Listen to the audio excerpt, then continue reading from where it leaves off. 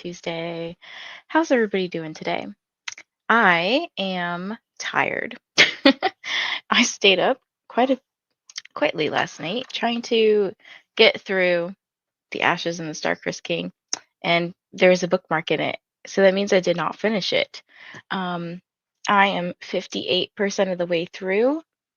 Whoever placed bets yesterday, I got to page 312, so not too bad. It is 600 pages, so I'm going to focus on finishing this first, and then I'll switch over to the Songbird and the Heart of Stone, which I don't have the physical book because I would like to get a paperback, and the paperback is not out until next year because all my other editions are paperback, except for actually these lovely Fairy Loot ones that came, and then I'll just have to obviously wait for pretty editions. Why do I do this to myself? I don't know. Anyways, I do have the, excuse me, let me clear my throat. I do have the Audible um, download or whatever you call it already ready to go. What is this duet called? I know nothing about it. Because I know the one that I'm reading now is part of the Nightborn duet. Now I gotta go find it. Here it is. Okay. This is called, it doesn't say on the book. At least I don't see it on the book. What is this duet called? Maybe Rainy knows. I think Rainy's here. Because obviously I know the series is called Crowns of Nyaxia. But what is the duet called? Because it doesn't tell me. Anyways, how's it going? What are y'all up to? If you're going to be reading this book today, let me know, or anything in the Crowns of Nyaxia series. But you can read, you can work, you can do whatever.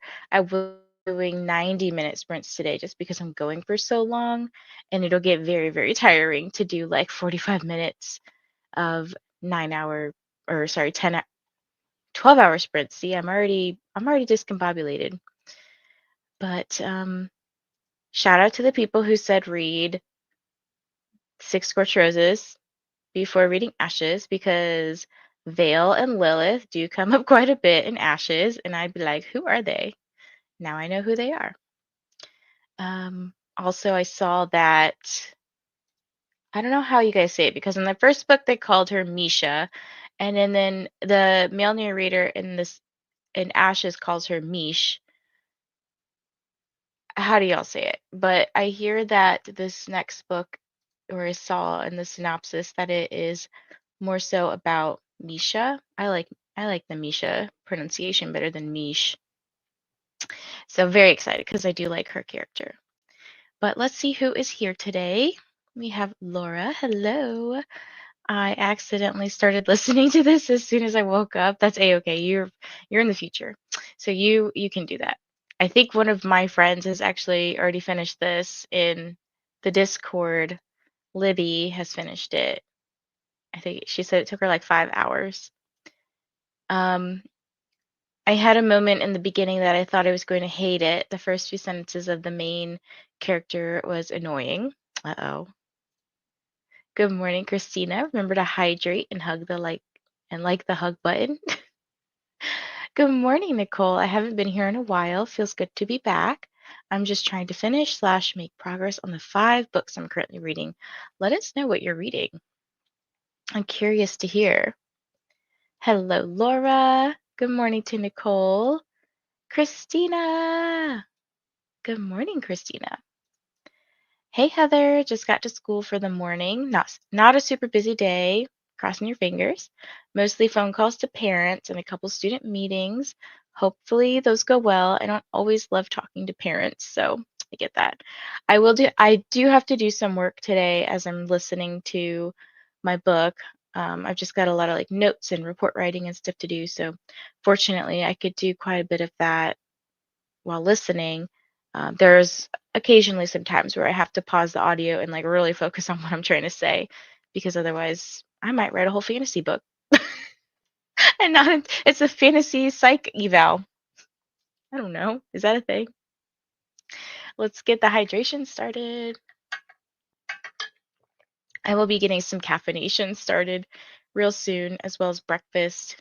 I actually woke up at like 4 a.m. and started listening to my book until I could fall back asleep, and fell asleep around 6. So that's how I got up to 3:12. So it wasn't all last night before I went to bed. It was all before I got on the stream.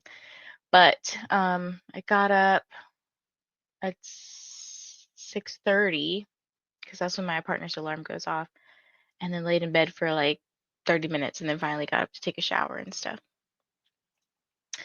Hello, Rainy. On page 50 of Songbird, 10% in. I am loving my life. I'm so glad to hear this. Do you have to work today? I think you said you might have to work. Good morning, Alicia. Just getting up and getting ready to take kiddos to school. Then I'll be doing some reading this morning. Not sure what yet, though. What are the options? Good morning, Sarah. Swinging by to hug the like button. Look, everybody's got the hugging and liking the hug button thing going around. I have 2 hours, 24 minutes left. I don't know what I'm thinking about it, to be honest. Oh no, Laura. I hope it's good. Good, I don't know what I'm thinking. Instead of bad, I don't know what I'm thinking. You know what I mean? Like, oh my gosh, this is so good. Like, I can't contain myself. I don't know. I'm having a great time so far. That's positive. I like to hear that. Hi, Heather. Crowns of Nyaxia in general, they're not duet titles specifically. Not true. This is what it says. Where am I? Yeah. The Nightborn duet. I don't know. I heard that 3 or 4 is supposed to be a duet, so I don't know. Good morning, Rainy. Hello to Sarah, and good morning to Alicia. I may finish Disney and Dolly. It's mostly pictures, but I also need to read Pumpkin Spice Cafe, Children of Blood and Bone, and finish My Killer Vacation. I love the variety. They're all so different. I think they're basically just by what house we're in. Okay, the first 2 were House of Night. Now it's House of Shadows. Ooh, yeah, I think you're right. And hi, Christina. Good morning, Christina. I love Misha, so I'm loving the book. I know she's like, I don't know how to describe her. I feel like she's this bubbly and feisty character, which I love. Like, you don't have to be one or the other. You can be both. Hello, Livia. Got some hellos to Christina, Laura, Alicia, Rainey, and good morning to Shannon. Hello back to Livia. I'm reading Aquawar. Ooh, okay, so we're in the fantasy realm. The Troop, that's a horror. Blue Sisters, which is general fiction. I know Kelsea was reading this. Simon sort of says, and the Sad Ghost Club too. Ooh, I don't know the last 2 books, but the last one sounds really fun. I love Misha too, but I think it was just the narrator and the speed I'm listening at made the first few sentences just sound whiny, and I had only just woken up about 30 seconds before I started. Let me see who narrates it. Oh, it's also Amanda Lee Cobb and Aiden Snow, which is the same people who are doing Ashes. Okay. Um, hello, Livia. Also, hello, Vasantha. Welcome to memberships, by the way. I saw that you joined last night. Downloaded this one directly on my Kindle this morning and almost 100 pages in. I love this. Oh my gosh. I'm so happy that a lot of you are joining in. I cannot listen to books and do documentation. I can't for the life of me focus on what I'm writing. Yeah, it depends. So for me, it's like if I'm doing basic data entry of numbers for a psych eval, that's so easy. But if I'm like writing their history, their background or whatever, I can't do that. I have to focus on what I'm saying. Only have a few minutes to start setting up my stuff for the next hour, and then off to take care of the bus stop. I'll keep you up. I think Shannon might also be sprinting today for NaNoWriMo, which is a Dragon Novel Writing Month, which coincides with NaNoWriMo, 9 a.m. Eastern. So in about 49 minutes, Shannon will go live. Oh yeah, I do. But Tuesdays I only have class from 11:30 to 1:45, so I'm reading all of the other time. I love this. Good morning, Shannon. Hi, Olivia. Oh, I don't know what this duet is. Yeah, it didn't say it. I don't even know where my first book is anymore. Let me go check. I don't think it said it on. Let me pull this out. My other book.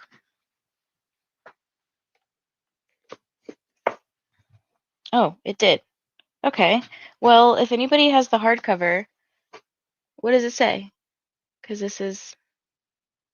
I didn't even notice that until like last night, to be honest.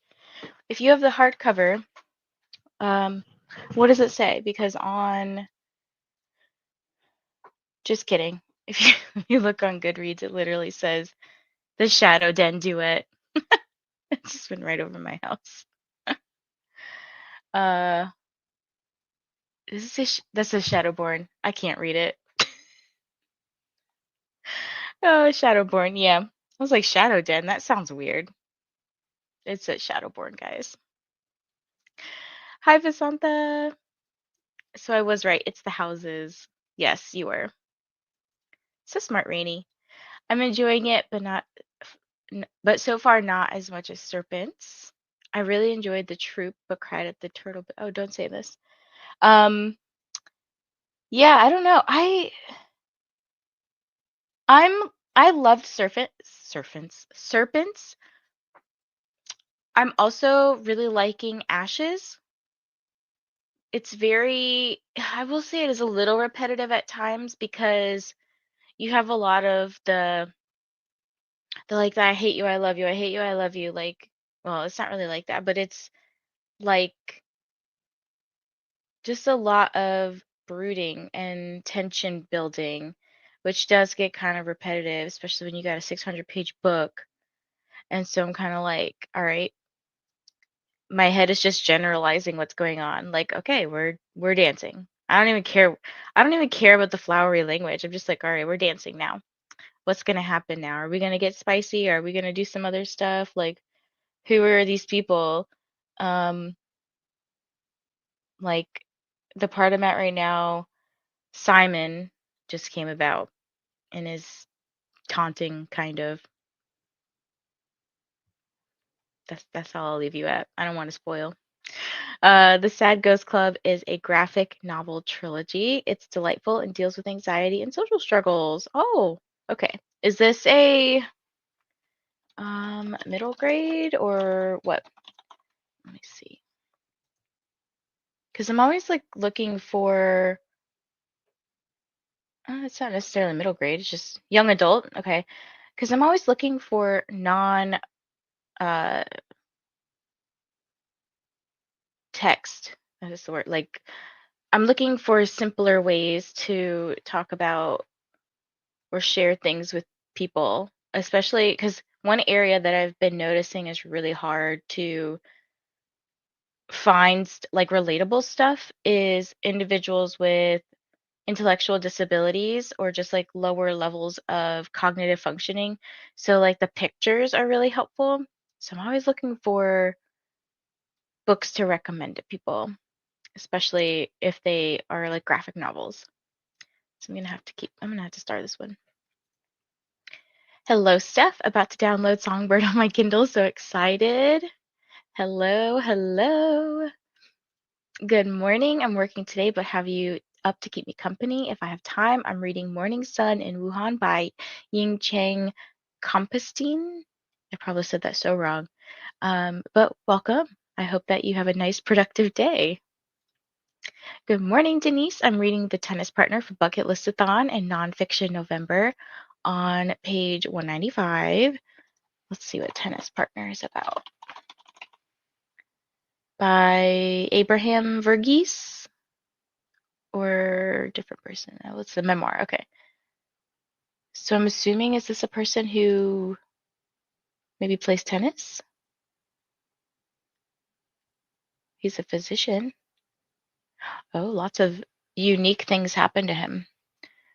He meets a medical student at a hospital recovering from drug addiction, and they begin a tennis ritual that allows them to shed their inhibitions and find security in the sport they love and with each other. Oh, that sounds interesting.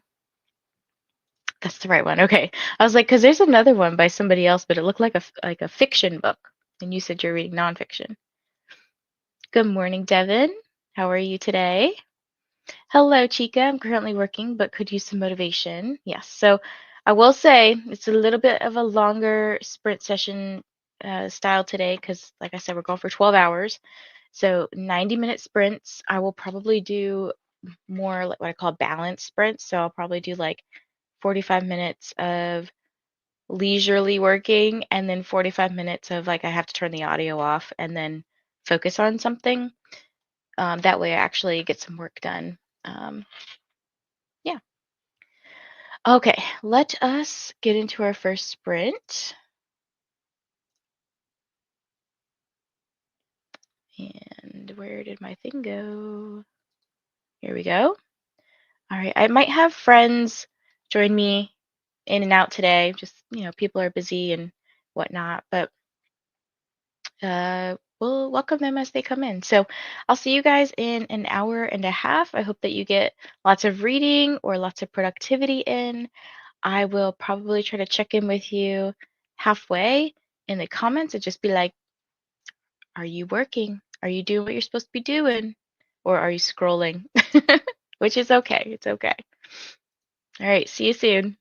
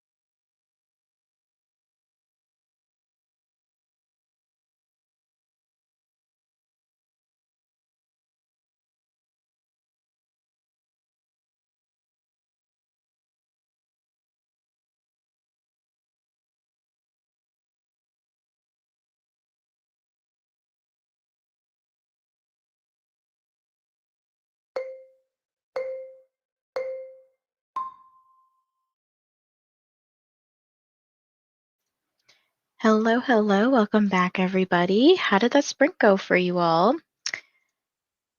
I got through 80 pages of The Ashes and the Star-Cursed King. So I'm still in book 2, but I'm making good progress. Let me see what percentage that is. So I'm currently on page 392. Oh, not 3,000. 66% of the way through this book. So been doing that, making good progress, like I said. And I was going through, I have a bunch of like file folders here that are each person's testing stuff. So I have six reports to do for one job and one to do for another job. So I was going through and writing down a list of what sections I needed to do because it's easy for me to see, what all I need to do, and for example, what things I have already done. So I'm going through and just for each person marking what I have done and what I haven't done. So that way I kind of have some good guidance on where I want to start today, because I would like to knock out something today, to be honest. All right. Let's see. Oh, hold on. We have Bree. Let me see. Oh, Hi. how are you? Good. I'm early. I know. Sorry. Okay. Are you reading this new book or no? No, I'm not. I don't have it yet. Although I think it's on KU, right? Mm-hmm. No, I am trying to continue the Kindred Curse saga. That's okay. I'm gonna do that on Thursday. Okay. Yes. Yeah, you read a lot faster than I do, so Well, I'm also listening to the audio. So still. I think I actually read pretty slow when I have to use my eyeballs. But I'm sorry, I just saw your special edition of the Home is Where the Bodies Are. oh, did I not show you this? You told me about it, but I don't think you showed it to me. Oh. Yay! That's so exciting. I was like, I don't even care if I don't like the book. Right. But this is a pro tip for anybody who doesn't know.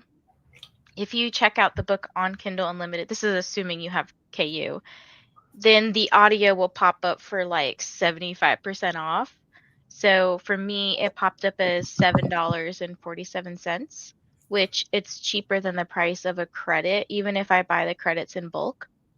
And it's obviously cheaper than the full cost of the audiobook. So this one's $26.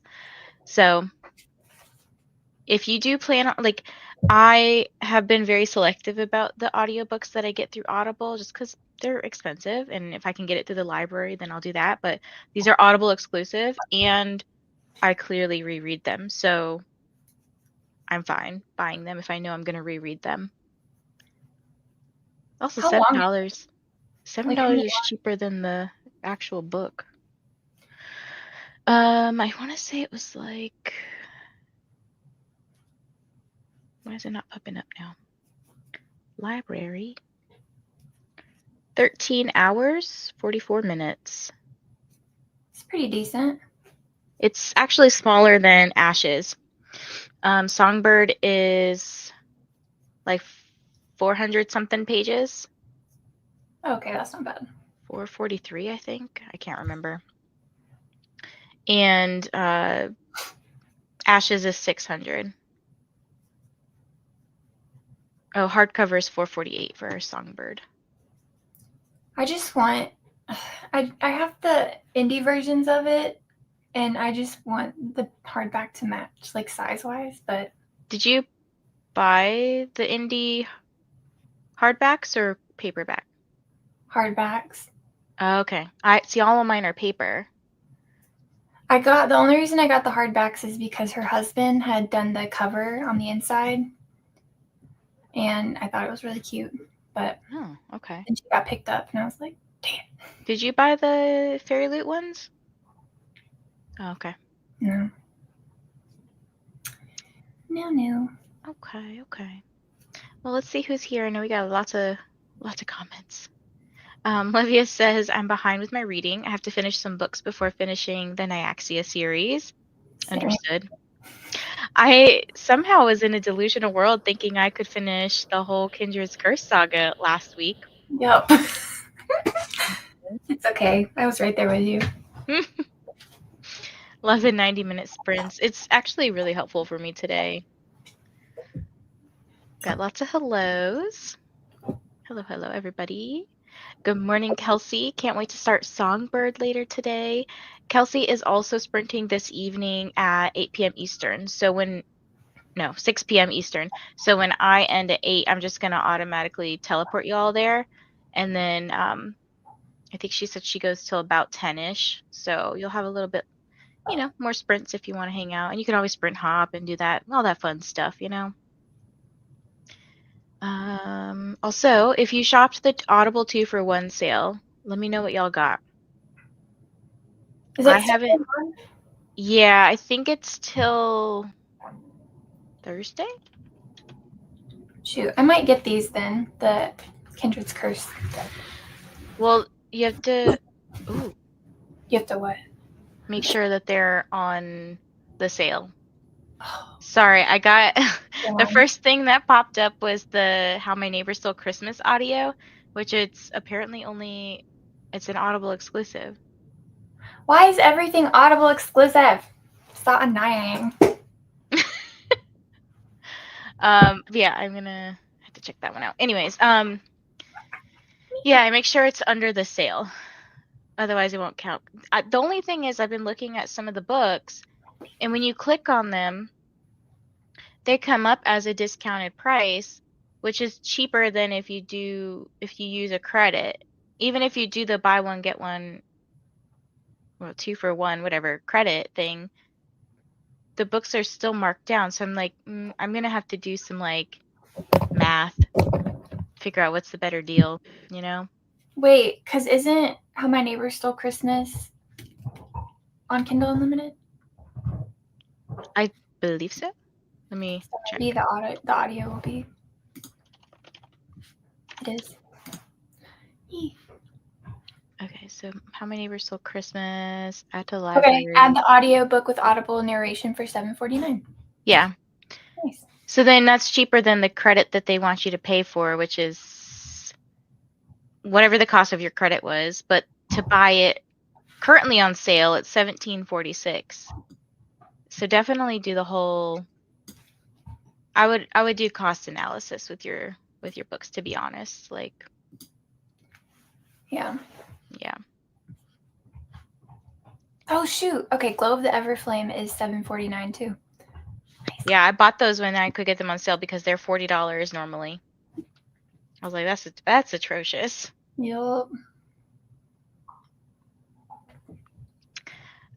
Still trying to decide that and the Amazon First Reads for November. Good morning, Josephine. Just logging into work. Going to be reading The Pairing by Casey McQuiston. Ooh, I have that one. Oh, NetGalley and my book club. Perfect. Hello, Neva. Neva said she'll be joining us a little bit later. Hope your morning's going okay. Working on some admin, then getting back to writing, but we'll also be couch shopping today. Ours broke. Oh no. How did that break? No, I'm just joking. Oh my god, could you imagine? I'm not gonna lie, that happened to one of my beds, but it was because, let me explain. Because I got it from IKEA, and the slats that go across some of the beds.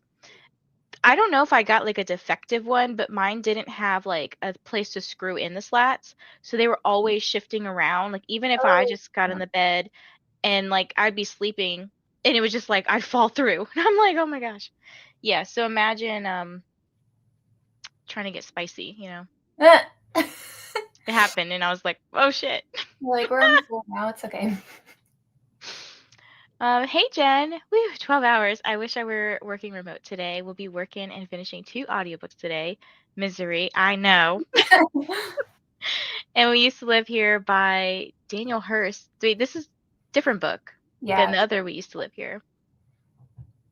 How's it sounds like Misery. You're miserable trekking through it. But It's a long book. is it? How long is it? Really long. How long is it? Really long.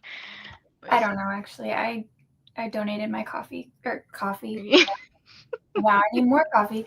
I donated my copy because I wasn't the biggest fan. 370 Is that for all? this. Well, that's what. There's probably different editions. So like the whatever paperback version this is says 370. Felt like 670, but anyways. But how's the other book going? And then I was checking in on people because sometimes I'm guilty of this. I'll be, like 90-minute sprints and I'm doom scrolling for half of it. I'm like, all right, no, we need to stop that. Yeah. And then people chimed in. So Laura said, nope, I've trimmed my hair and now getting ready to film. Nicole said, I've been doing a mani-pedi while listening to my book. It was time to break out the cute turkey nails. That's what I'm about to do. I'm trying to decide which one's That's what. cute. Working on today's LA Times crossword. That's awesome. By the way, I'm not shaming you if you are scrolling social media. Like, it's totally healthy and normal to do that. I just know sometimes people are like, oh, I spent like half my sprint doom scrolling and like didn't do anything I wanted to do. So it was more of a check-in and not a shaming moment. Hello, Beatrice. Popping in before I have to go to work in about 30 minutes. I hope you have a wonderful work day. Laura says hey to you. I'm having a much better time with this book now. I think it just took a minute for me to be in a different storyline. Dude, I'm loving Ashes. Like, it's definitely in the four to 5 star range at the moment. I'm not sure where it's gonna land yet, but I'm really liking it. That's really surprising because I feel like everybody likes the first one and not Ashes. I like both. I mean, I probably like Serpent a little bit more than Ashes, but I feel like with Ashes, well,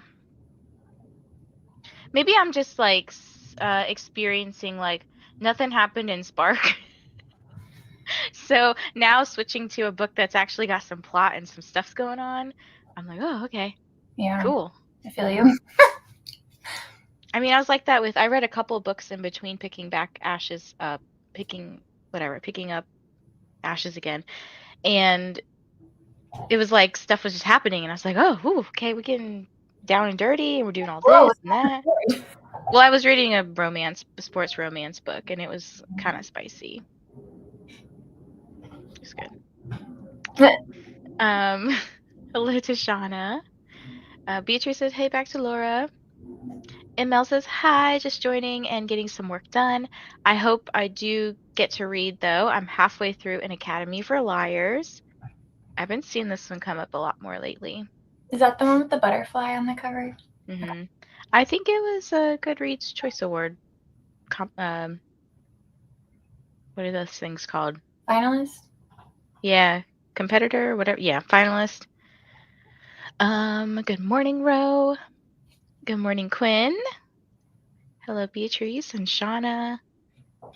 Hi, Kelsea. Hi, Neva. Hi, Jen. Didn't get to eyeball read the pairing, but I finished this crossword and listened to This Summer Will Be Different. Got to 83%. I ate breakfast, started the dishwasher, watched some financial videos, and working on my planner updates. Also read a chapter of my book. Everyone was so productive. I love it. Laura said, I have 1.5 hours left, but probably won't finish in the next sprints as I'm filming, but then should finish in the sprint after. I need to do some filming today as well, because I think I have a collab due Monday, Sunday. I don't know. I gotta look. And then the first, yeah. Oh my God. Hi, Josephine. Good morning, Bree. Hi, Bree.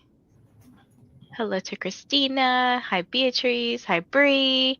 Hi, Emel. Hi, Ro. Hi, Quinn.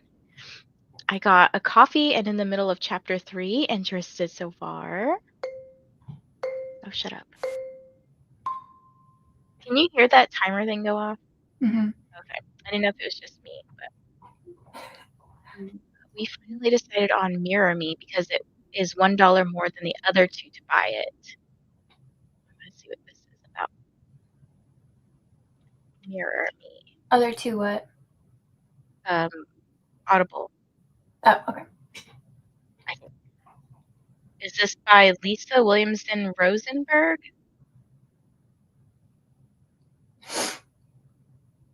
Wait. Wait. Oh, yeah, that's oh no, it's the Amazon First Reads. Like not yet published. How are you getting this on Audible? This was one I was considering, but I forget what did I pick. Tell you somewhere. Orders. Digital orders.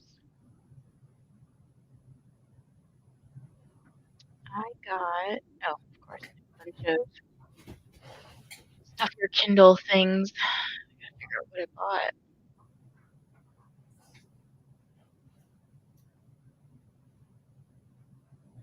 I don't remember what I got.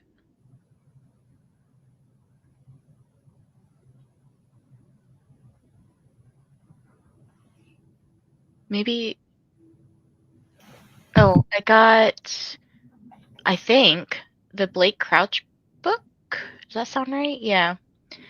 And then the Frederick Bachman add-on. Right? There's a book called Summer Frost on there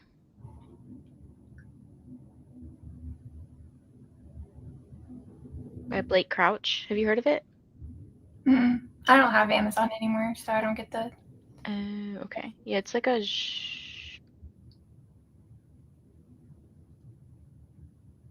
short story collection. I'm confused. It says Blake Crouch's Summer Frost is part of Forward, a collection of 6 stories of the near and far future from out-of-this-world authors. It's 85 pages. I guess it's one of the short story collections in a set. It's cool. Jen said, I got Team Candy Cane and figured out my TBR. And Bree, you convinced me to add We Used to Live Here as the debut prompt. Yay! Did you upload your thumbnail after, or was it uploaded the whole time? Are you asking me? Yes. For that video you just put out. The whole time. The chaotic one. Like, did you upload the thumbnail the same time you uploaded the video, or did you put the thumbnail after, like later? The same time? Why? Oh, okay. Because it came up, and I swear I clicked on it, and I was like, "What book is she talking about?" I have no idea. But maybe I just wasn't paying attention to your thumbnail and just saw that you posted something, and I was like, "Oh, let me watch this." Okay, but I was like, oh god, it's probably some terrible thumbnail that YouTube chose. No. I just maybe had not taken in that you put a thumbnail up because I didn't even see what book you were talking about. I just saw the title of if I can't like convince you to read this book, And no one can. no one can, or something like that. Yeah. Dude, that vlog, I was editing it, and I was, if you watch it, like the whole thing, I started a video 3 times. A different video 3 times, and I was like, I'm just gonna do it because honestly, this is so me. Yes, and that's fine. Like I'm happy to watch whatever. I got that version of Bodies too when it came out because I had to. I'm starting a buddy read of it with my best friend tomorrow. See, Bree got it, and I was like, "Oh, I'm not gonna get it." And then I was sad because it went out of stock and I couldn't find it anywhere. And it finally became available, so I was like, "Let I me get only this." got it because I hadn't read it when I got it, and that was when I was like trying to read books before I bought them. RIP me. But anyways, I got it because Nell was like reading it, and she was like, if I like it, I'm gonna buy it because the pullout thing is so cool. And I was like, okay. And so I waited for her to finish, and she was like, yeah, I'm buying it. And I was like, okay, I'm buying it too. And it's not a bad book. Yeah. It's not amazing, but it's worth it to buy. She's Like, cool. yeah. Hello, Christina and Bree. Just had a late lunch. What was for lunch? Remember to hydrate and like the hug button. Got Team Mistletoe for Reindeer Readathon. I did see this. We'll be planning my TBR for it today or tomorrow, as I want to film my December TBR for that, and the readathon being announced on B and my channels. Ooh, and then we got Nicole's on Team Snowflake. I wanted you guys to be on my team. I have editing and filming to do today, and I'm hoping to get reading done. Read 17 pages. Had to pick up my husband from an appointment on page 212.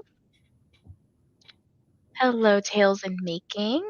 Let me know if you would like us to call you something different or if Tales in Making is fine. But hello, hope you're having a great day as well. We had a few credits stocked up, so we did get a few. 1 credit left. Save it or spend it on the sale.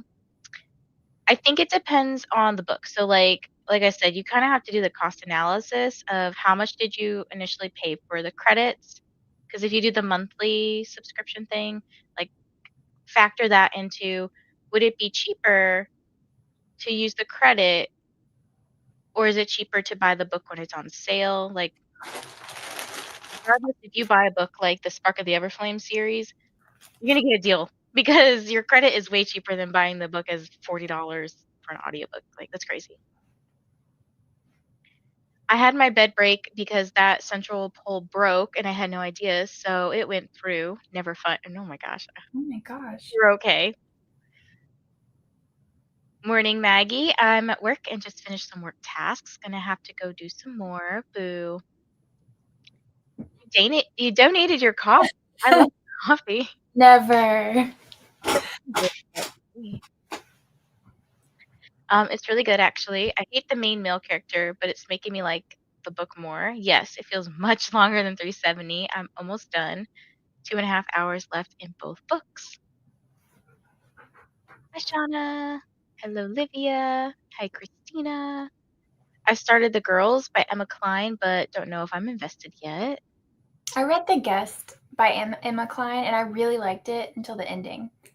So let me know if you like it. Is it mystery thriller? It's like it's lit fic. Okay. Just unboxed my new yarn last sprint and recorded it. Now I have a tea steeping and I'm ready for some intense reading time. Also, hello, Izzy. No, those were the first read books. Yes. Mirror Me has mental health takes, so I was wondering your take on it. Well, I didn't get it, so maybe I should have. It's okay. Writing and lurking. I hear Lily. Sorry. Just ordered The God and the Gumiho. I've told myself I have to read it once it arrives, otherwise I'm not allowed to buy it. Has anyone here read it? I've not read it. Right? Yeah, I was like, I have it on Fairy Loot. I did cancel my Fairy Loot because I took a look at what I was reading from it. None of them. Literally same. I wanted this month's adult book, so I kept it for this month, but I'm going to cancel it next month. Yeah, I think my last box is like the first week of December or something. I don't know if I bought any other special edition things, but it's always a surprise when they show up. But yeah, I think we were going to initially do a Fairy Loot challenge the week that was the day before Thanksgiving, I think. And it would be a week long, but I think we just had too much stuff going on, too much to read, so we're just going to push it off to 2025. But great. What's your thing that you do, Brie? Read it or yeet it? Yeah. It's a great thing to do for that. Yeah, that's true. I've never spent a credit unless the audio is more than $15, but with a 2-for-1, you have that. But then again, if the book is like 30 plus, it's an even better deal. Agree. Sometimes the first reads end up on KU, so maybe. Yeah. Ooh, are you a Vanessa as well? Hello, Nessa. Oh, I thought she was saying you're fine. I was like, she is, isn't she? Nessa's fine. This is fine. Well, welcome. Okay, so we're gonna get into another 90 minutes, I think. Let me do math because I do have a meeting at noon for 30 minutes. So if we do an hour, that's 11:13 plus 30 is 43. Is that right? So I should have like 15-ish or so minutes to chat before I have to do my meeting. Okay, let's do that. Alrighty, where's my timer? I've lost it. Okay, we'll see you guys in 90 minutes. Happy sprinting.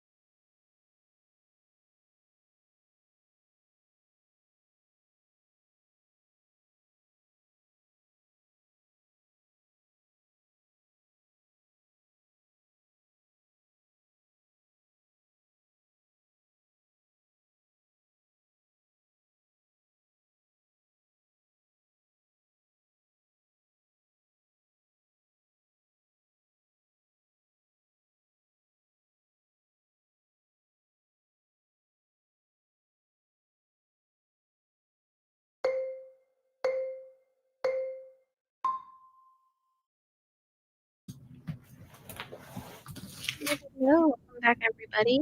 How did that spring go for you? I read like 50 pages and got to 74%.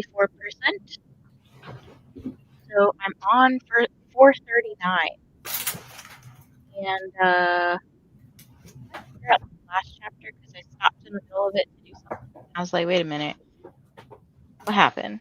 Because it seemed like a heartfelt conversation was going on, and I stopped it mid conversation. How'd you do, Bree? Good. I did my nails, and then Can we see? Can we see? All right, we're gonna have to zoom in. Hold on. Ooh, cute. they're just press-ons. I don't pay for manicures because A, I don't have the time to do that, and B, I just don't. I can't pay somebody $100 to do my nails every 2 weeks. I'm looking at you, Vanessa. No, I'm just kidding. I go like every 2.5, 3 weeks, to be fair. So No, I love that for you. I really do. Sorry, I'm being distracted by animals. Oh, I did some Christmas shopping. My sister wants these roller skates that are from Australia. So the shipping was half the price of the roller skates. So I was like, this is literally all you're getting for Christmas.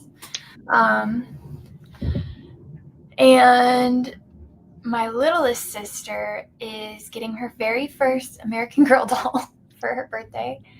And so I was getting her some matching PJs with her doll and all that good stuff. Fun. Yeah. I gotta do a little bit of Christmas shopping, but I got time.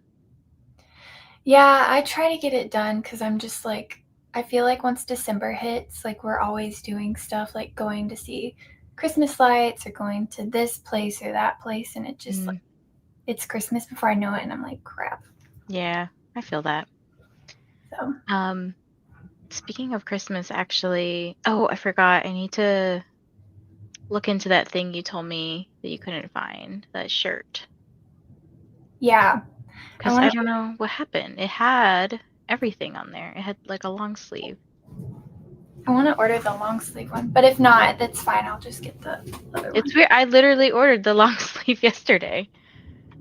So I have to look like what happened. Maybe I'm hoping they didn't run out of long sleeve shirts. But I will. Is that possible? I didn't even know that would be possible, but I guess obviously it's possible. I'm gonna. Oh, actually, that might. No, that's not what happened. I'm like looking at it now. I don't know why. Why it got deleted. Okay, I'll figure it out. Anyways, if you don't know what I'm talking about, I'll post a link later. It's basically a shirt that says Santa's favorite ho ho ho. And obviously me and Bree run a book club called Hoes for Pros, and we're doing an event called Smutmas. So we were trying to get these shirts for Smutmas that say Santa's favorite ho ho ho. They're gonna be so cute. Right? So I'll post that link in case anyone wants to also get a shirt or a long sleeve or a crew neck, because that's the options that I liked. It's gonna be through Bonfire, but Bonfire doesn't have the best sizing, I would say. Like they don't go up to 5X or whatever for people in larger bodies, so I'm sorry. I know that's a big complaint with Bonfire. I think the highest they go up to is either like 2 or 3X on certain products. So complain to Bonfire. Yeah, no, for real. Because they're pretty big in the YouTube community. Everyone's saying welcome to Nessa. I am indeed so fine. Yes. And Alex, you're totally welcome to join, even if you're not reading the same book as us. I think Bree's reading a totally different series than I am. So I usually, when I do themed sprints, it's more because I'm trying to read that book and stay like, that's like my accountability to stay focused on this particular book or series or whatever. So yeah, and even Jen chimed in saying that, yeah, she's working and listening to Misery by Stephen King. Some are just hanging out diamond painting, crafting, doing chores, doing their nails. Wait, let me show you this coloring book I got. I'm sorry, my chair is basically thinking of crafts to do while you're reading. Mm-hmm. Look at how adorable this freaking That coloring. is so cute. Let's zoom in. Hold on. Zooming in. I have my hi everybody. Hold it up again. This is the Bree channel. I don't want to show you the coloring that I've done because it's embarrassing. Oh, shoot, I'll show you whatever. Let me find a good one. You're so pretty. Thank you. Okay, this is a decent one. Ooh. Well, it's literally the same as the cover, but there's this cat one too. I love it. Okay. Oh, so go get you some coloring books. They're really cheap. That's so cute. Okay, ML says, this is such a tangent, but have you ever heard of a group saying they are doing psychological research? I guess the group is called Leverage. It's headed by a guy, Jeff Anders. Some say it's a cult. It has been my rabbit hole recently. I fell down it reading and learning about this upsetting stuff. Thought of you since it's your field, though the guy claims he's doing philosophy too. Huh. I've never heard of this before. But that sounds unethical and messed up. Because you can't, in terms of the psychology ethics committee, or not committee, ethics board, we have a certain set of standards you have to abide by. So there's different, every psychologist is the same no matter what you do with your psychology degree, but there are different standards or guidelines or whatever for if you do therapy, if you do psych evals, if you do research, because you can go down any kind of avenue you want. But no, I've never heard of this. So it sounds obviously sketch. Really interesting though. Wait, what is he doing? What is Leverage? What exactly is? Well, it sounds like maybe whatever kind of research the person is doing has cult vibes. Leverage, cult. Someone on Reddit has a first-hand account of the Leverage cult. I'll go read it at the break. I know you have a meeting. Oh, actually, sorry. That's a good point you bring up. I don't have a meeting anymore. I rescheduled my meeting because I told my supervisor, I was like, I don't have any questions for you this week. Can we just meet for an hour next week? Because I didn't work this past week. So I was like, I don't have anything to report back to you. She said that's fine. I don't know. I'm trying to skim over some stuff. ML can maybe chime in a little bit. I think that, let me see, there's some comments at the bottom. Yes, that's what I've been reading, hearing from people who left. What kind of research were they trying to do? What made it culty? What was the point of the research or whatever? Okay, let me back up. Alex says, I'm listening to Gingerbread and a Murder by Kathleen Suzette. That's adorable. That's cute. There's actually a NetGalley book that popped up. It's called, where was it? I don't know. It was something about cookies and it sounded cute. It was like a cozy mystery book. And I was like, oh, how cute. And can I ask something regarding Reindeer Readathon? Of course, you're always welcome to ask me questions here. So Alex asked, regarding the event prompt, would Christmas in the title count? And I said yes, because that's what I did. So I picked a book that I think it mentioned something about Christmas on the back, on the synopsis. So I believe that counts. So it could be like Christmas, a wedding, if they mention a specific date, like November 9th. Yeah, those all count. Good morning, Leah. Y'all just reminded me I need to finish Ashes. Me too. I haven't continued since I started. Filming took way too long, but back to reading now. Also, Bessie Bree's close to 700 subs. Can we help her get there? That's crazy. It is crazy, but it's so cool. I made it to chapter 10 of Luke Off with Love. It's okay so far. It's probably still like real slow building up. Yeah, her books are very slow. Hello, Jessica. I'll be reading 12 Sharp by Janet Ivanovich.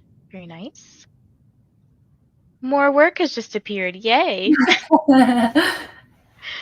Oh, that's how I feel with mine.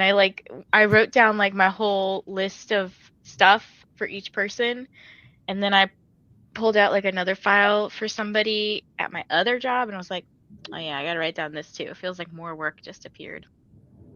It's okay. Popping by to say hi. Hello, Andy, and hit the like button. Hope everyone is doing well.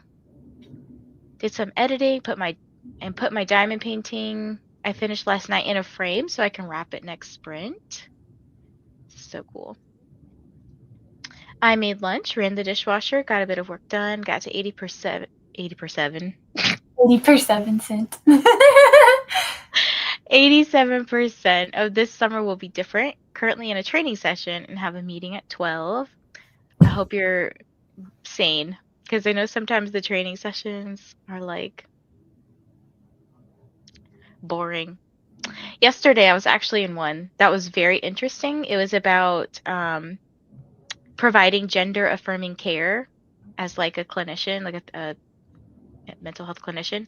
Mm-hmm. And I was so annoyed because the moderator, like the person who introduces the host, person who answers like or reads all the questions to the host, so she works at my practice. But every time I asked a question, she kept ignoring me, and I was like, "You motherfucker!" Like, What? yeah, and I was like, "What the heck?" And then some other people commented on some of the comments that I had, so I know like they were in the general chat, and I wanted to hear the host's take on it. I didn't want to hear these other people's take because they weren't really adding anything to what I asked. You should have commented and been like, "Excuse me, this is not very affirming." Actually, in the we were allowed to fill out, well, to get your credits for the course, you have to fill out this feedback survey thingy. So I wrote that I was upset that the moderator didn't answer my questions. Good for you. Just joining with 20 minutes left. Hello, Stephanie. Doing some housekeeping for now. I'm probably gonna go make lunch next sprint. Same. Made it to chapter 7, finished up breakfast. Excited to pick Songbird back up. I'm hearing such good things. I'm so ready to be done with Ashes, even though I'm loving it, okay? Like it's probably a 4.5 at this point. Wow. Yeah, I'm just like, I really want to know what Songbird's about. I rabbit holed, that's such a funny word spelled out, a bit, but also got some work done. Wrote an assignment, posted some extra credit opportunities. Very fun. I'm back. I had to go out for some errands, but now I'm ready to read. What are you going to pick up, Livia? I know you were working on Phantasma yesterday, and you were talking about like maybe getting back to this series, but let me know what you're going to be reading. I read a bit physically in This Poison Heart, knit on some socks, and reorganized my bookshelf. Where's my backup hoe t-shirt? It's coming. It's coming. Oh gosh, that's funny. I listened to the same chapter 3 times of Misery. Oh no. Couldn't comprehend the words, so I switched to We Used to Live Here. Have an hour and a half left. It sounds like you're not really enjoying Misery. It sounds miserable. And I'm not going to say anything. I joined the reindeer readathon last night. Team Snowflake. Excited for December. I'm sad you're not on my team, but it'll still be a fun time. Got further in on the jute trade. What's jute? And got laundry started. What's jute, Christina? I made a shirt like that last year to put in my Christmas rotation. I love it. Ooh. Yeah, it wasn't an original idea. I just was like, this is cute. We're a host for pros. We need host shirts, you know? Yeah, I've been looking at them coloring books. They're so cute. they really are. They're so fun. Just make sure you put a piece of paper behind it because I use alcoholic markers, they will bleed through. Emil is commenting about the culty thing. He claims he featured out all of psychology, big time, but basically sounds like he was subjecting his group to attempted mind control. He Ooh. calls it debugging, but claims he can teach people how to get into others' minds and protect themselves from others getting in their minds. The group all lived together and would be subjected to working his teachings, experiments, etc., at like all hours of the day and night. That is legit abuse. Yeah, that doesn't. Were they like? I mean, I don't know. Like, were they treated poorly? Like, were they allowed to leave? Like, I need to know the like the what's the word? Not ramifications. Specification sounds like a wrong word, but like Rules? the rules, the design, yeah, of this research. And it's okay. You can be tangential here. I wrote my to-do list and it is long. I feel this. I feel this too. Because of Bookmas, there's a lot of editing in my future. Well, You good got thing you like editing. Yeah, for real. Oops, I meant he claims he figured out all of, okay, gotcha. Yes. Hey, my 12 meeting just got canceled too. Congrats. Mine too. I didn't have one.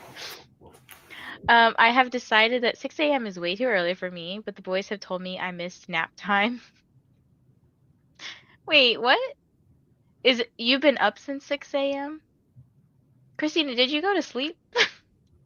Oh my goodness. I don't think Christina sleeps anymore. Maybe not. And let's hydrate before we go into our next sprint.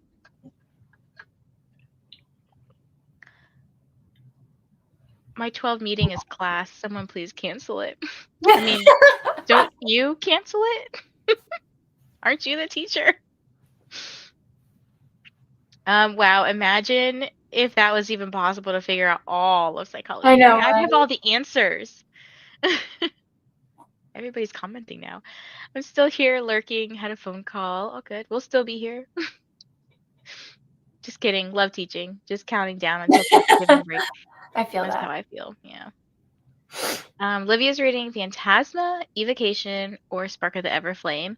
Help me decide what to finish today. I'm Phantasma. partial to Spark, Phantasma. but I was gonna say if I'm being honest, Phantasma. Jute is like twine. I need a bunch of it chained for a project. The roll was 100 yards, but we used some of it before I started, so not sure how much I started with. I'm about 12-ish yards right now. Okay. Thank you for explaining jute, because I had never heard of this word other than it being in a book I just read, but they called it Jute Island. Hmm? The island was called Jute Island. It was like a made-up island. Oh, I thought you were saying like it was like the island was made of jute. I mean, it could have been. I don't know. Alicia votes for Phantasma because I want to read that one, but I don't own it yet. You're going to love it. I haven't read it. Please read it, Bree. If you read nothing else this year, just read Phantasma. It's so good. I'm trying to keep up here, okay? I've got Okay. a million books to read. I know we have a deadline with Pencool books. I know. And then your thick ass book club book, and then my thick ass book club book. We a bunch of thick asses over here. Ain't nothing wrong with that, but I can only fit so much into my pants. I guess. I don't know. I just finished working for the day, getting my son working on some of his projects, then plan to sit down and do some reading. It's noon here and I'm already worn out. I feel this. It's on KU. Yes. I could tell you that it is important. It is an important training as a trans guy whose physiologist had no clue how to help. Yes. So I I really thought that the host did a fantastic job presenting, but I was asking questions like, well, I made one comment about how because I'm trained in writing gender affirming surgery letters, so when people need to get like top or bottom surgery, I can do the evaluation with them. But one of the things that the host was presenting on was just the different types of surgeries that people might want to go through.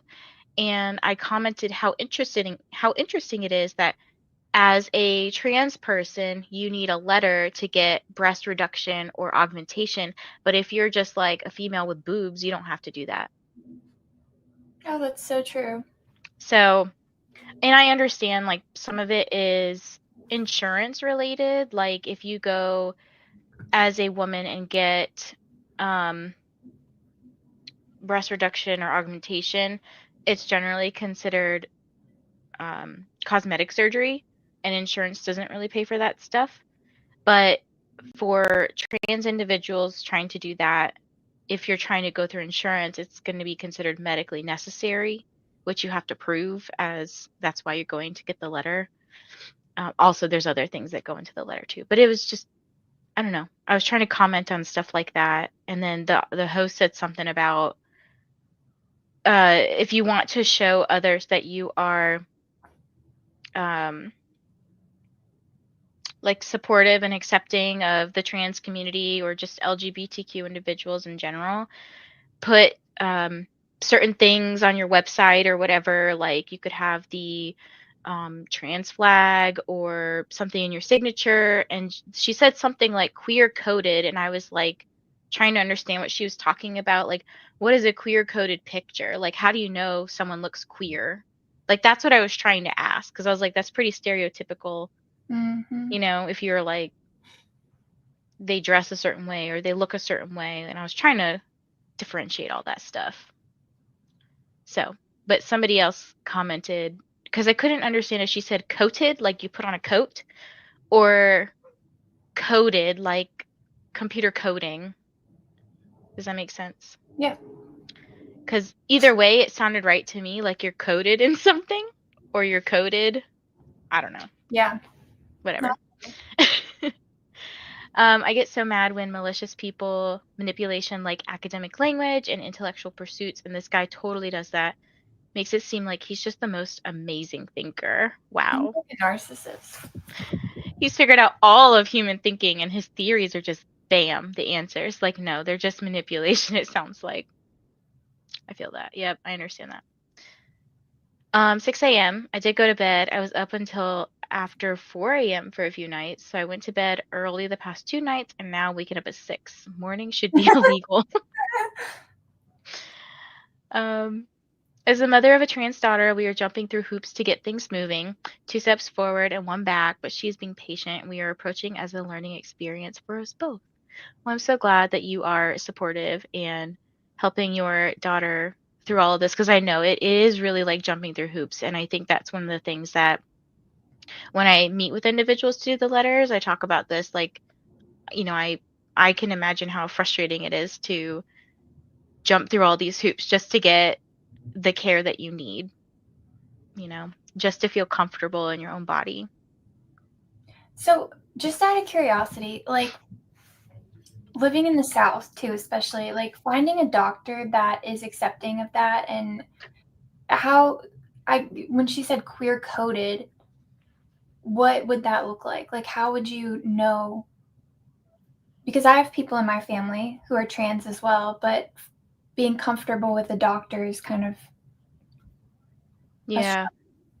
I think that's kind of like what I was trying to ask about. Like she was saying that like trans people will generally feel more comfortable if you have something on your website that signifies that you are like trans friendly, right? If you were a place that didn't advertise that, people might not feel as comfortable going to you. But there's some places that they literally will put like, for example, your pronouns. If you just introduce people like, hi, my name's Vanessa, I use she, her pronouns. what's your name and what pronouns do you use? Like even something as simple as that is considered like LGBTQ friendly Okay. because it's, signifying that you're open to that. Like you're not saying like I don't believe in this, or because that's the case for a lot of people in the South. They're like I don't believe in this trans stuff and like Yeah. queer, like there's one, you're a man or you're a woman. And it's like, well, no. Yeah, you it's know, a lot more complex than that. Okay, well, that's interesting. it's the same with hormones. If it's for puberty problems or menopause, you get access, no worries. But if you're trans, non-binary, it's portrayed like this awful thing that barriers need to be put up. Exactly. Or hormonal, I can't say this word, hormonal imbalances in general. Stephanie said, in terms of coding, I think she may have been referring to like queer coding, like queer flagging, which is usually used by queer people to signal they're queer. That's what I was trying to clarify because I'm not queer or trans, and I was trying to understand what she meant. And I know that a lot of the people in my practice are uh, actually, when I looked at the screen yesterday, I might have been the minority, and I don't even necessarily look that much. That sounds weird, but like I'm white passing, if that makes sense. But you can tell I probably have a little something else. But almost everybody else in the training was white, and I was like, I don't know. I just thought that was interesting. That was another concept too, because we were talking about racial disparities too. So that's what I was trying to clarify on. Like, what does this mean? I need you to explain. And then the people kept just commenting stupid stuff, and I was like, but you're not helping me. Right. It's complex and depends where you are in the world, but if you want to talk about it, find me on Discord or something. I appreciate that, Alex. Are you in our Discord, our Host for Pros Discord? That's probably an easier way to find you, or if you message one of us. We are so lucky to have a very supportive doctor. We live in South Carolina, so South for sure. Thankfully, we are so fortunate to be able to handle all expenses without insurance. That I am sure is such a burden. Yes, that's crazy. Word of mouth sometimes. That's how I found my gyno. But some LGBT orgs gather and publish physicians who are LGBTQ affirming. Ah, That's okay. a good idea. Mm-hmm. Yeah, actually, some people in my practice, they'll message like, "Hey, do you know of anyone who is like a trans-friendly gyno?" And some people will like message back like, "Yeah, so and so in this county or whatever." And yes, absolutely anything. The mention of the acronym, the flag, seeing a picture that gives me an even stereotypical glimpse of queer or transness would make me more likely to seek out care. Yeah, and I think it's even harder in states that are considered like red in the United States because in blue states generally you see more like people that are accepting, not always, but in red states I think it's even more important. So like a lot of south states. Mm-hmm.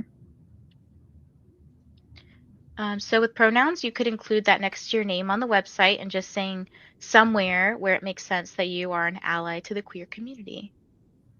Yeah, I was thinking about because I already do the pronouns in my email signature, but I wanted to add like some sort of graphic at the bottom, like a flag or I don't know, something. I think my practice was trying to do something like this.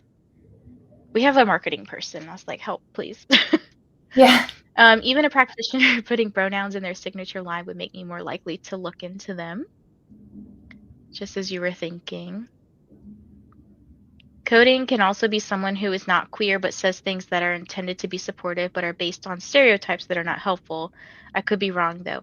That's what Google said, and that's kind of like the conclusion I came to, but I really wanted to hear from her. I was just mad that the moderator didn't answer my questions, okay? Yeah, that's rude. Or she didn't highlight them or whatever. People can act supportive but then be phobic about a certain group from the community. That's true. Kind of like like a masking in a way. I don't understand Masking this. not yeah, Like if you're like not hurting go ahead. yourself, someone else, like why does it matter? Let people just be people. Like Mhm. it's very frustrating. And I'm not even I part of agree. the community. Like I can't even imagine. Mhm. Yeah. Yeah, I want people to be happy and healthy in their skin. Like I want them to express how they want to express as long as you are not hurting somebody. Like if you were, I don't know, coming into my house trying to shoot me, get away from me. Like I don't like you.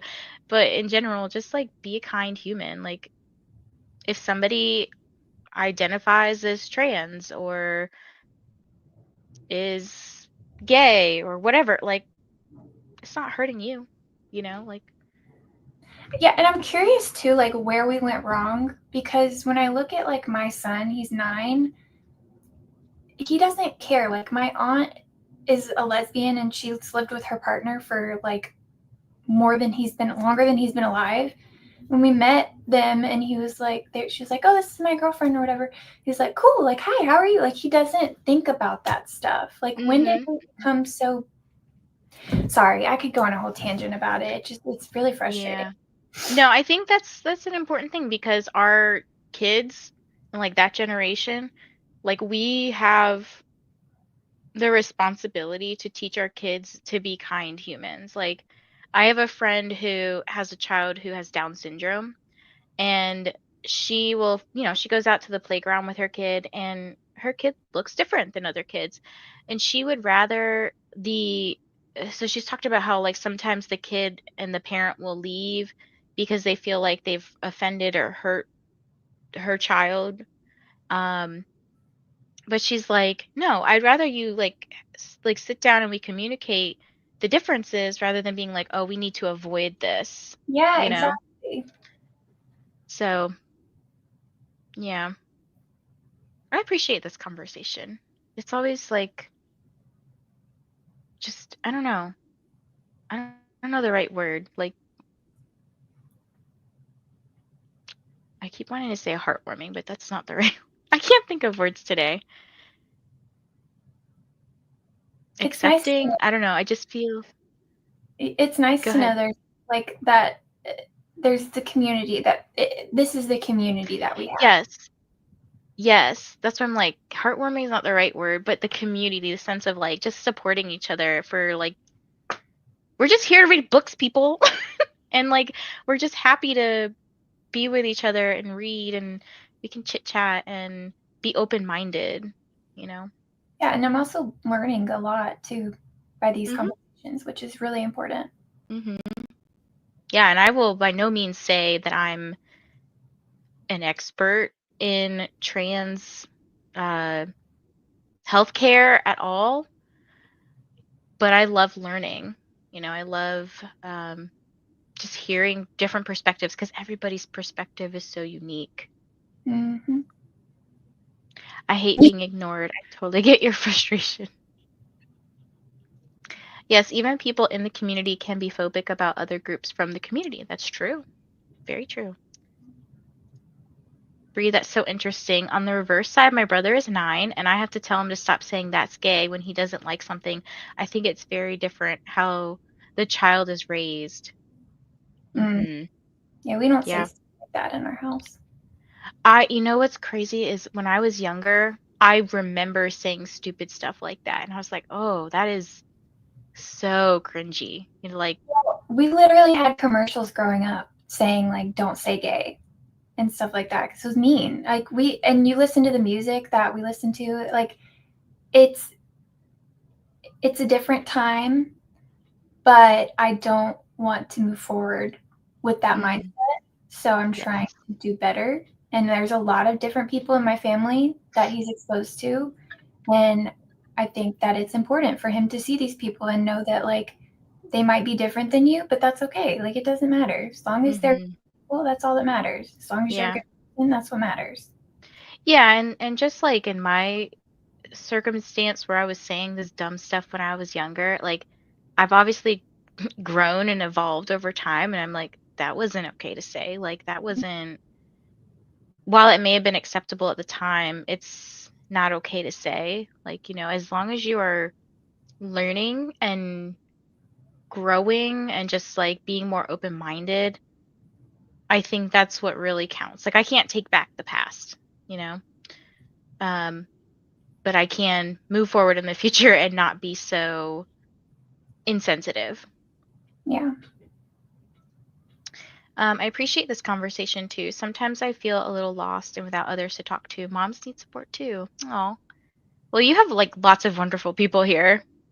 Mm-hmm. So providing safe spaces is always appreciated and is always a safe space here. Empowering? Maybe, I don't know, maybe a little bit of that. I think she meant question mark or ML meant question mark. Same. I feel sick sometimes thinking about stuff I've said that's stupid or unkind, and there's no doubt things I will keep learning about. Yeah. And I just want to make sure I don't skip Christina's comment. It just wasn't on the topic we were on, so but jute is a long, rough, shiny bast fiber that can be spun into coarse, strong threads similar to hemp, not as strong but cheaper. Good for rugs and burlap. Is made from jute too. Oh. Okay, interesting. I didn't want you to feel like I missed your comment, Christina. Okay, let's go ahead and sprint. I know I said that like 20 minutes ago, but I think this conversation was just so important to have. So thank you guys for joining in on the conversation. Okay, let's do another 90. How is it I see the thing? Okay, there it is. I'm like, I see the thing, but I can't find where to click start. All right, we'll see you in 90. Happy sprinting, everyone.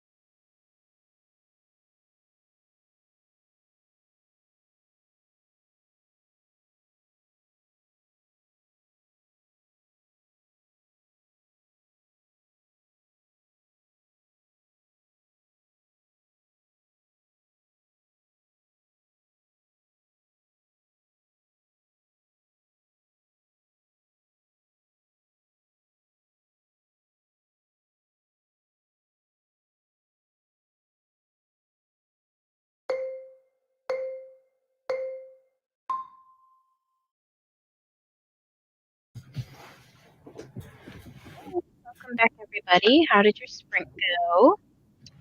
I got to page 484. So let me do some math. So I read 45 pages. And it's cool because I'm getting some like family backstory currently about Araya.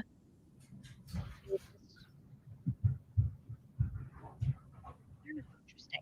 How about you, Bree? You're like in and out. Like your microphone or something. Okay. Let me refresh then. This will be the Bree show.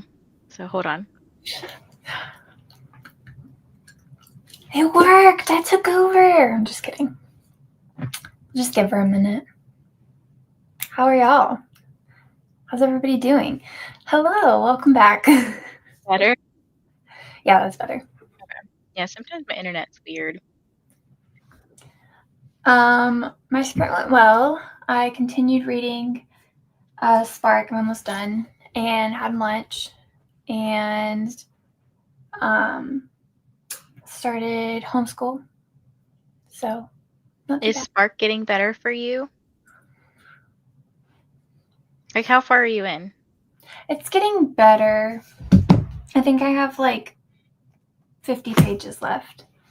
Okay, so there's more action than the first. There's more, but I wouldn't call it a lot of action. But Yeah. I've been watching videos on the series just to like, because to be honest, the world was kind of confusing me a little bit because there wasn't a lot of world building, but they keep referring to different like places and gods, and I keep looking back at the map and stuff to try to understand. But so I was watching with the circle map, and then in the middle's the water. It's the sacred sea, and in the very middle is the temple. Okay, that's the one I was thinking of. All the videos said this book is really, really, really good. So yes, that's what Katie and Rainey said too. I'm very excited to get there. Is there a map in this book? Ashes? I don't know. There is, right? I think I see one. Oh, Ashes. Okay. Why can't these people do a color map? I don't know. Also, this is the cruddiest looking map. I'm sorry. Like, it's like clip art. Like, I could have made this. It's not very detailed at all. Like, I don't know. It just looks very bad. No offense to whoever made this. I wonder if they possibly redid the map in the published version. Let us know, people, if you have the published version of Crowns of Nyaxia. I'm also curious in these books too, since these are the self-published ones. I need to go look because this map is kind of crappy too. That's like probably the worst sized map I've ever seen. Yeah, for sure. Because it's like, why are you gonna have a one pager? By far, I've showed this before, but by far the best map I've ever seen is Fear the Flames. It's so pretty. I want to buy that book just for the map. I do like the old cover of this book better, but this one's okay. What is pretty? I need to look at the old cover. Was it like a indie published to traditionally published type of deal too? Yeah. But this one definitely is like, you can see obviously color, but it's got like the landscaping of where trees are, where the mountains are. It's not just like, well, here's like a plot of land without any detail. Oh my god, it is really pretty. But it's expensive now. Yeah, I just saw $115. I don't think so. Yeah, but it's okay. New book's okay as well. Yeah, for sure. All right. Let's see what we got up to. Stephanie was just agreeing. Can't change the past. All you can do is better. do is do better in the future. Yes. And Christina understands that I had to skip over her comment and come back to it. And just me saying everyone's amazing. Beautiful people, remember to hydrate. Followed you on Insta. I did see this. Reindeer question. So the bonuses don't have to be done in order, do they? They're just additional prompts for the main prompts. So yes, that's correct. You can do them in any order you want. If you want to do Rudolph first, you can do that.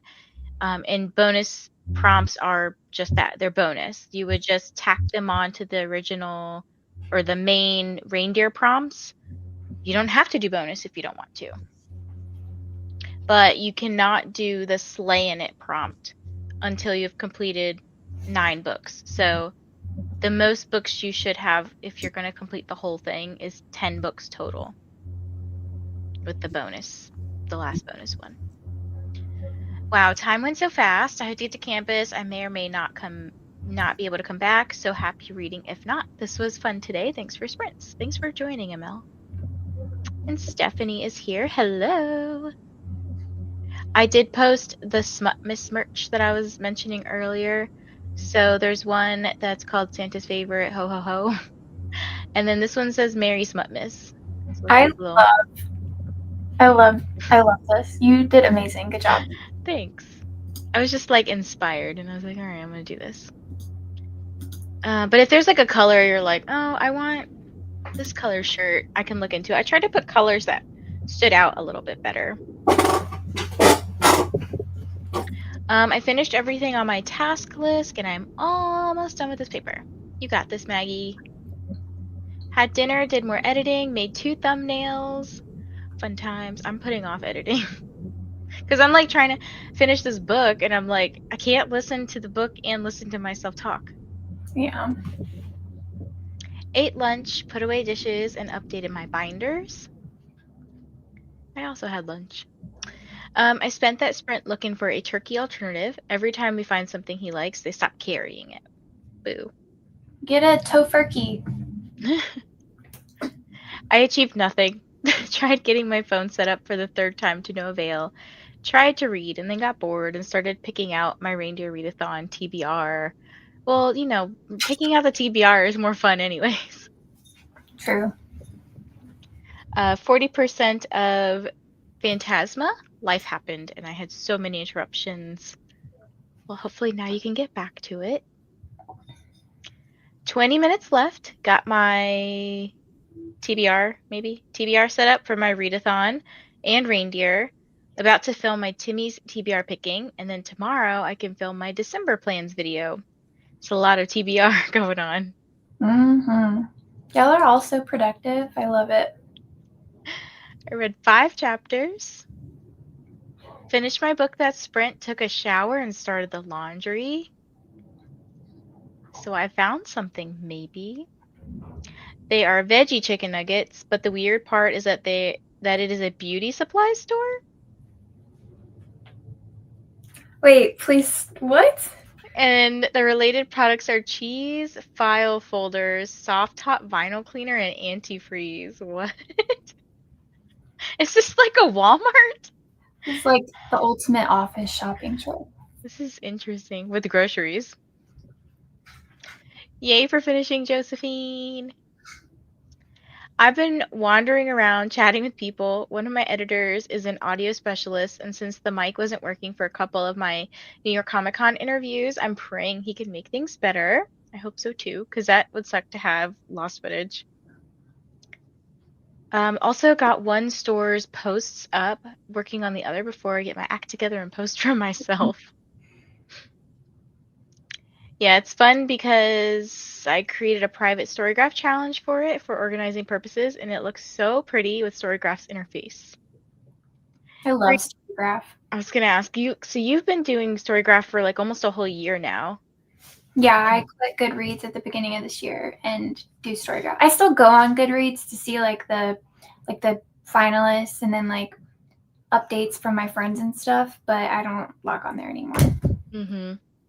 I started off strong because I was updating both, But I think because I got so used to how Goodreads was, it was really hard for me to keep up with Storygraph, even though I do like the visuals that Storygraph gives you. Like everyone can post like I started seeing people do the whole calendar thing and it shows you like how long you were reading each book every month and it's like, oh, that's cool.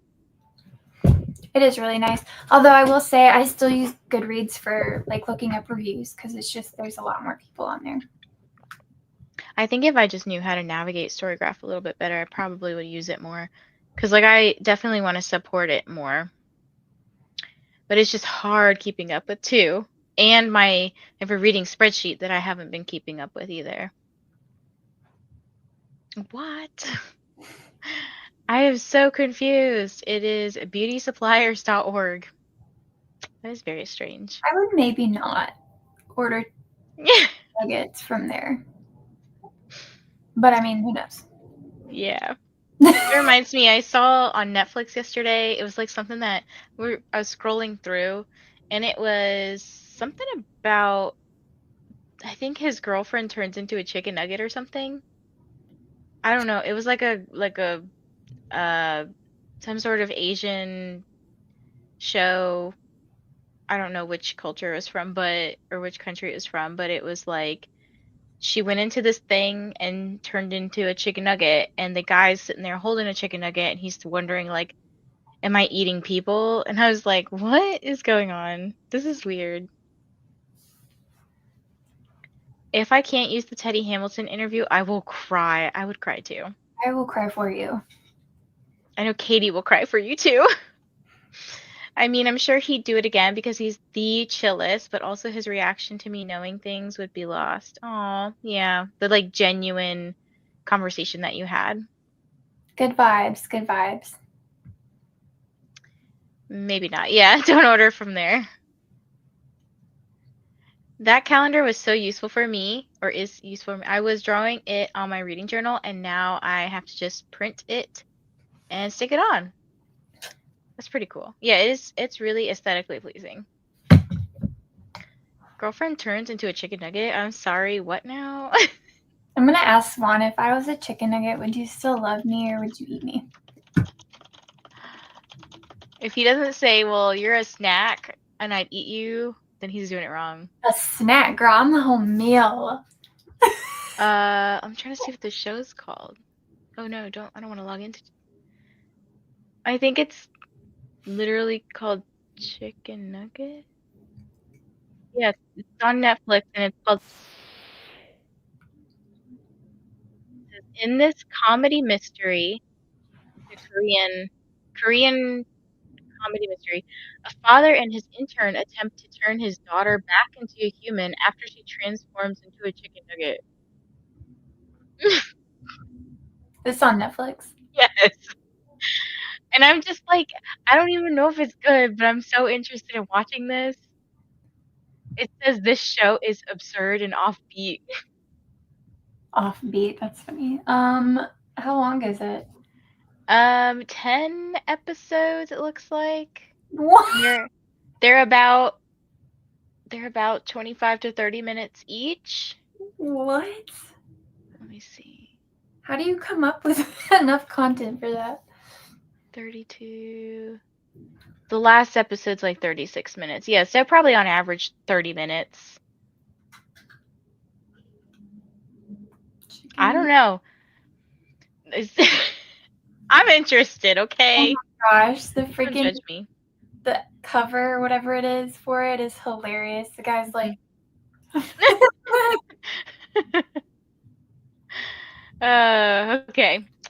Let's do another 90-minute sprint. How many pages do I have left of this book? 600 minus 484. 116. Okay, so maybe if I focus the sprint and don't do anything else, I can finish it. That would be very bad if this entire day was dedicated towards Songbird and all I did was read Ashes. we're 2 for 2. No, wait, this would be 3 for 3. It's fine. I'm going to get to Songbird today, okay? I know you It's will. happening. I have 6 more hours here. I believe in you. Oh. Hold on. You okay? Yeah, there's a ghost in my house. My books just fell off my shelf. Did the cat knock them off, though? Here we go. Okay. Why is this here? Let me just refresh this.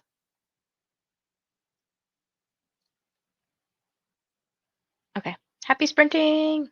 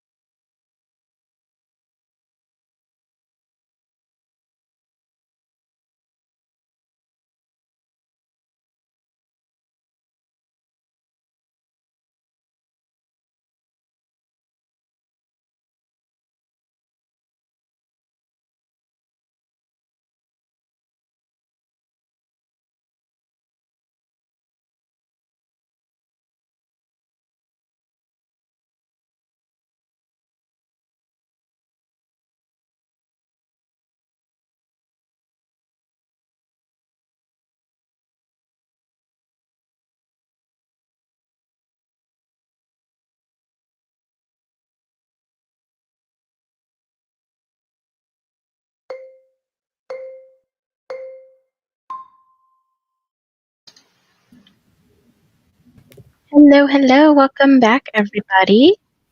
How did your spring go? And also, we gained a Kelsea. Hi, Kelsea. How are you today? Good. I've been working, but now I finally get to dive into Songbird, so I'm very excited. I'm not too far behind you. Where are you in Ashes now? Are you done Ashes? Almost. So Okay, I am on page 527 of 600. So I'm like you're very 90% through. close. And I Yes. didn't realize Songbird's actually shorter. I think it's like 400 and something pages, which is kind of nice because I hate Mm-hmm. long books. So, Yes. I'm still like really enjoying Ashes. Like I'm at a fight scene right now. So um it's getting intense. But how'd you do, Bree? Good. I have like 20 pages left, and we finished homeschool. And I got a snack, and I'm probably gonna have to leave this sprint to take my son to swim.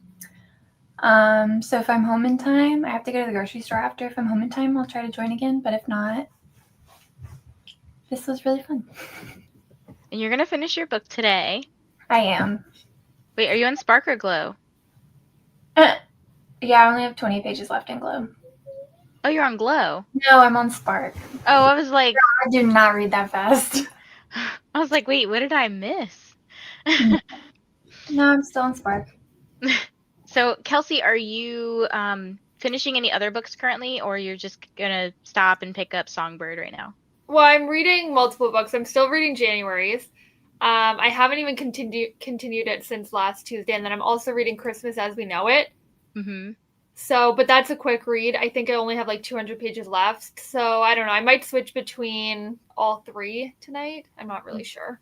Yeah, I do still need to read my story, like, because I'm trying to do one story a day from January's. What story are you at right now? Like the second. Oh, okay. Like I literally have not touched it since last Tuesday. Yeah. I know I'm, it's bad. what story am I on? I'm like 45% through. I'm on one, the last one for the summer section, which is called Okay. Pre-Existing Condition. Hopefully it's good. Maybe I should try that one story a day. That would maybe keep me on track. It's a lot easier to do, and I noticed that I think it was 2 days ago at this point. There's one story that was literally 3 pages long because it was like vows or something. Mm-hmm. Um, but yeah, it's much more manageable to do one story a day. So. Yeah, I'll try that, I think. And also, this is Kelsey's channel. If you're not subscribed already, go ahead and do that. Kelsea is streaming later tonight at 6, so that's about 2-ish, a little over 2-ish hours from now. And once my stream ends, we'll overlap a little bit, but once my stream ends, I'm just teleporting everyone over to Kelsey's channel. So go subscribe to her. And also don't forget to subscribe to Bree. Downloaded Discord and entered for Reindeer Readathon, waiting to see who my team ends up being. I did see you join Discord. Welcome, Quinn. I need to do that. I'm gonna go do that real quick. Sign up for Reindeer? Yeah, I forgot to do that. Yes. Hello, Courtney. How are you today? Also, Courtney, check your Instagram because I messaged you about scheduling stuff. I finished. I landed on 4 stars. Laura was reading Songbird. Oh, Looking no. forward to the next book. I'm gonna start Phantasma now. Ooh, another good one. Yay. Heading off. My sister's forcing me to the bookstore for 3.5 hours. That's That's not fantastic. a bad thing. I don't know if this is You sarcasm. wouldn't have to force me.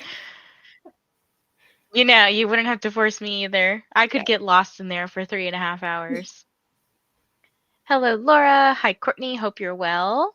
Yay for finishing, Laura. Hello, Jess. It's been a really, really long time. I'm going to go and do my filming. Hopefully, I'll be back for the chatty bit. Oh, I did. The reason why I didn't finish that sprint is because I did film. I was like, I need to. There were some books I wanted to put away, and I was like, I have to film in order to put them away. So that took up a little of my time. Hello, Dee Dee. What are you up to today? Read the first 8 chapters of Phantasma. It's a good time so far. Yes. Hello, Brittany. Reading The Games Gods Play. How is this one? I picked this up in September when I went to the beach because I loved the cover and the sprayed edges and the story looked interesting. I was like, why not? Finished the paper and the additional work that got plopped on my lap. Was finally resubmitted my IRB. Now I'm catching up on readings for class. Sounds like not so much fun. Kind of. Still working on plot points for Curse of Spikes and Smoke. Fantastic. Are you finished streaming, Shannon, or are you still going? Gonna take my makeup off and get into bed to read next. I'm at chapter 23. Are you in Phantasma, Olivia? Or did you switch books? Hello, Courtney, Dee Dee, and Brittany. Hello back to Olivia. Got to 44% of Songbird. Still intrigued, very interested to hear people's thoughts. Oh my gosh, I know. I'm getting there. Need to head to bed, so good night. Good night, Alex. I just finished The Making of a Man, so I'm caught up with you, Vanessa. Oh, perfect. I look forward to reading y'all's what are they called? Like little thoughts and stuff in the Discord. Just every day as I go, I'm like, oh, here's my thoughts, or here's what I thought. Good night, Alex. I got my social post up, got my notes done for international shows, and I'm starting to enter names into the wheel for my Instagram giveaway. Very fun. Finished filming 2 videos for Bookmas and an intro. Shauna is killing it. She's like a filming and editing machine over here. Olivia's reading Phantasma. Okay. Are you still enjoying it? All right. I guess we've gotten to the end of the comments. Is my audio still working okay, guys? Yep. Okay. I didn't know if I was cutting in and out. No. All right. Well, let's go ahead and do another. Okay, sorry. I just got signed. Oh, I just joined the Discord. My computer was being stupid and it joined my Discord without opening the Discord app, so it joined through like something else. But I joined through the Discord app too, so it says that I joined twice. But I replied to the one that said this was an accident. Wait, what? Okay, so if you go to welcome, it says good to see you, Bree at the Booktrovert, and then it says good to see you, Bree the Booktrovert just showed up. Gotcha. The second I had that muted. That's why I was like, I don't know. Okay, the second one, are you able to delete? You want me to delete you? Kick you out? Just the top one, the first one. The one that says Bree, parentheses at? Yeah. Okay. Thank you so much for delete you or delete the message or kick you out? Can you kick that one out? It should be a different account. I'll try. I'm sorry. I'll figure it out. Okay. Also, what is this humming sound I keep hearing? I know, I was wondering that. Humming? Yeah, I think it's something in your background, Bree. Do you still hear it? No. No. It's my external hard drive. Sorry. Oh, okay. I'm the problem child today. I'm sorry. I'm leaving, I swear. You're good. You're good. Okay, so Bree may or may not be back, but that's okay. I'll read these last couple comments though. But hi, Brittany. Hi, Kelsey. Devin's back. We didn't find a couch. Aww. I'm sorry. I was gonna start Songbird earlier, but need to finish my arc of Grave Talk first, then catch up. My buddy reads in book club book. Not enough time in the day. I feel this. I've done that so many times when I sign up to Discords. Probably shouldn't admit that. It's not going to help my reputation. Hi, Dee Dee. Yeah, I'll figure out how to delete you if I can. If not, I don't know. Don't worry about it. Okay. Sorry. You're fine. It's okay. Starting off really great, so. All right, let's go ahead and pop into our next sprint, and we'll see you in 90.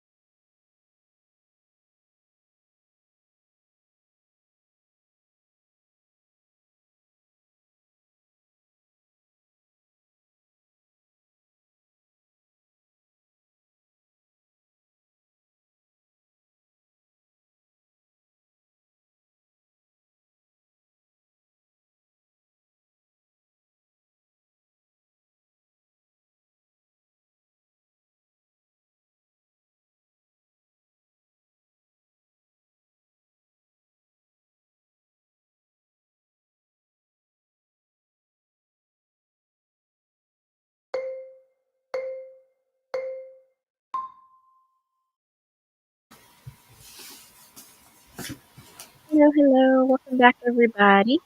How did your sprint go? I read the prologue of Songbird, and then I read the second short story in January's The Audit. Spring. So that's what do you think about The Audit? I like it. I'm still trying to get used to the writing style. It feels different than her other book, The Atlas 6, in my opinion. I don't know. I don't know how to describe how it. I guess I'm just used to like when characters are talking back and forth, it's like that person and that person, whereas the main character in that story is kind of saying this person said that, and so I'm just trying to get used to that kind of writing style. So because I don't read a lot of short stories or like this type of fantasy, so I'm getting used to it. But I did like The Audit. Out of the two, I probably liked that one more than the first one. Really? Oh my gosh, I loved the first one. But I did like the first one a lot. Maybe because I read it a week ago, I'm like downplaying how much I liked it. I will say the hard thing about The Audit for me was that I listened to it completely on audio, and because I wasn't looking at the book at the time, and it was really hard to figure out because it was timestamps. Like, at this time, this was happening, and this person said this, and I was like, what day are we on? I'm so confused. Oh, wow. Yeah, on audio, that would be horrible, actually. Yeah. So I'm going to go back and reread that one at some point because I feel like I can't give it a fair rating if I don't know what it was even about. That one was definitely, I felt like it was shorter than the first one, too. I think it was like only like 20 pages or maybe 25, so pretty short. And what are your thoughts so far on Songbird? Oh, I like it, but I only read the prologue, so I think that was like 10 pages or something like that. So I am liking it, but obviously I can't really like compare it quite yet. So I know Rainy's loving it though, so that's a good sign. Yes. Neva, how are you? Welcome. Hello. I'm great. Sorry I'm so late. It's been all good. It's been a day, y'all. I have read like over 100 pages today already because I read 100 pages of Hexed, which is the new Emily McIntyre, because I'm buddy reading that with Katie. And then I got to page 29 of what? Okay. Of Serpent and the Wings of Night. This is technically a reread, but I need to reread this before I can like move on. Say hello. Hi. Hello. All right, go play or go watch TV, whatever you're doing. Go eat your sandwich. What, girl? Okay. All right, go. Watch over my cord, please. Sorry. Have you read the other two books, Neva? No. So I read Serpents last year. I gave it 4.25 stars, but I read it last year during the Amazing Readathon, and I'm going to be real. Every book that I read during the Amazing Readathon, I remember nothing about it. Like, I apparently read like a bunch of fantasy last year, which I remember doing that, but I remember nothing about what I read. So they all have to be reread at this point. It's fine. It's what it is. I do, like, as I'm listening to this, because I do have this on audio. I've always had it on audio. I am like remembering things. Yeah. But I know I don't remember enough to like move on with the series. Like, I'll be lost. That's how I felt about Six Scorched Roses. I did not remember a thing, but I was like, I'm just going to go right into Ashes, because it was almost a year between Six Scorched Roses and Ashes for me. Yeah. And I was like, I really should have went back because it's such a quick read, but I didn't. So yeah, and I just bought Six Scorched Roses as part of my Barnes & Noble birthday haul. It was so expensive. It was like $25. The hardcover, right? Yeah, because I already have these paperback. I have the first two in hardcover, so I was like, well, I'm not gonna wait for it to come out in paperback or like get it in paperback when I already have the hardcovers, because I want this Songbird one also in hardcover too. But I didn't know it was only hardcover when I pre-ordered it, and I'm like, oh, it's not gonna match. But my thing is that I cannot convince myself to buy Songbird without finishing these two with the other that's fair. First, because I own these, and I did buy Ashes on Indie Bookstore Day, and I bought it, and I was like, you know what?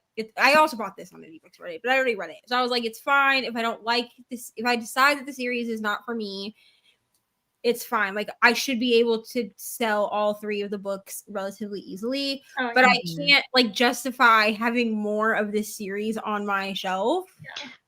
When I can love them though. Especially because I can read it on Kindle Unlimited. That's my hang up with a lot of books, is if they're available to me via Kindle Unlimited. Yeah. It's like a disconnect of like, why are you trying to do this when you can just get them on Kindle Unlimited? Like, why are you wasting money to purchase them? Good question. I don't know why I do that. But I think all the time. I think I'm back in my reading physical books era. Oh, good. Because the 100 pages of Hex that I read today were in the physical book. And so I think it's making a comeback after like 4 years of not reading. Like, because once I got a Kindle, like I stopped reading physical books. I own them, but I haven't actually like read a physical book. See, I have the opposite problem with this whole new book coming out. Is I'm waiting for the paperback to come out. But isn't it also going to be a different size? I hope not. She said, "I hope not." Because it's not indie published anymore. Rainey said, I'll confirm with Rainey. She knows everything about Serpent. I think it's going to be a different height from what she was Screw saying. these people. I hate them. I know. I'm so over it, honestly. The rest of the season. So like now I'm like, should I just keep the hardback pre-order? It's not here, obviously. Amazon sucks. I'm not pre-ordering, and this is my last pre-order to come in from Amazon, and they're always late. And I'm like, why do I bother pre-ordering? And it hasn't even shipped. I've decided also I don't think I'm going to do pre-orders off Amazon anymore because, like, I know that this is a divisive book, okay? But, like, Brittany got her copy of the special edition, the sprayed edge, like, hardcover icebreaker. And I got an email saying, like, yesterday, saying that it was going to be late and would I authorize a late release of it. So it's saying Friday, but I'm like, I would rather just go to the store and buy it. Honestly. And like I can't really cancel this pre-order that I already pre-ordered because my other item already shipped. So now it's not letting me, because I wasn't, when I pre-ordered way back then, I wasn't on Prime. So it wouldn't let me cancel it now. So it says like I have to call customer service to get them to cancel it. So I guess I'm going to do that because I think I can I'd rather just go into a store, or I'll wait till the paperback comes out. It did the same thing with my special edition copy of the collector's edition copy of Butcher and Blackbird 2. And I'm like, why don't if I find it in the store, I'll just buy it and then cancel it. Yeah. Like, either way, they're getting my money. Yeah, that's true. Well, I finally finished Ashes. Oh, yay. Did you like it? I did. I gave it a 4.5 star. There are definitely a couple of quotes that got me, and I was just like, oh, there was just so much action, I think, in this one. And like I said before, I think because I'm coming off of Spark, which was very slow burn.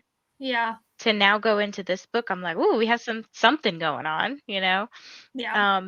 I really liked seeing more of Misha. And then as I just started the prologue as well, and there was a quote that hit me too. No one loves you more than someone who has no one else. And I was like, oh man. I think this one's going to be like the best, I think. I don't know. I'm just calling it because Rainey's so obsessed already. So I just think it's going to be a good one. I like the character. Like in the other stories, I've really liked her. Yes, me too. And I looked up some fan art because at the end of Ashes, they were talking about something and I was trying to see what it looked like. I couldn't find it, but then I saw some like fan art of Misha and I was like, oh, she's cute. Like, okay, wait, is her name Misha or Mish? Because I've been saying Misha in my head. So the narrators in the book, the female one says Misha, but the male one says Mish. Oh, wow. I like the Misha pronunciation, so that's how I say it. No, nobody knows, Kelsey. Just say whatever. Right. I do this all the time with fantasy. It's like once it's in my head, because I don't listen to audio usually with fantasy, I'm like, well, even if it's different, it's in my head like that way, and I'm done.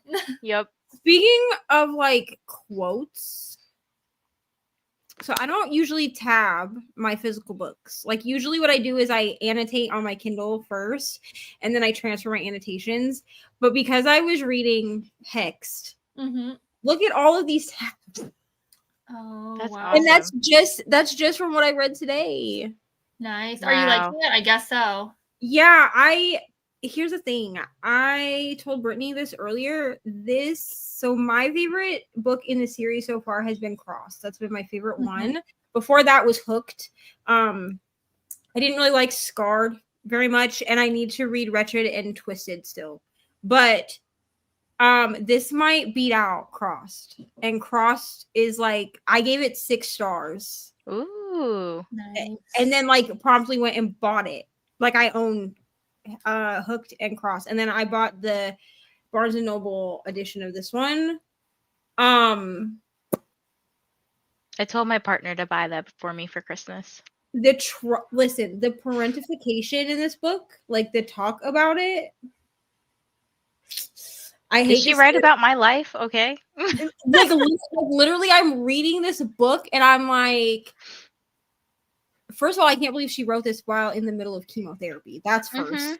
Yeah. Second, I'm like, did you like read my diary or something? Like, did you just come in and like just were like, oh, this is a great story, so let me just steal Neva's life? Because what do you mean?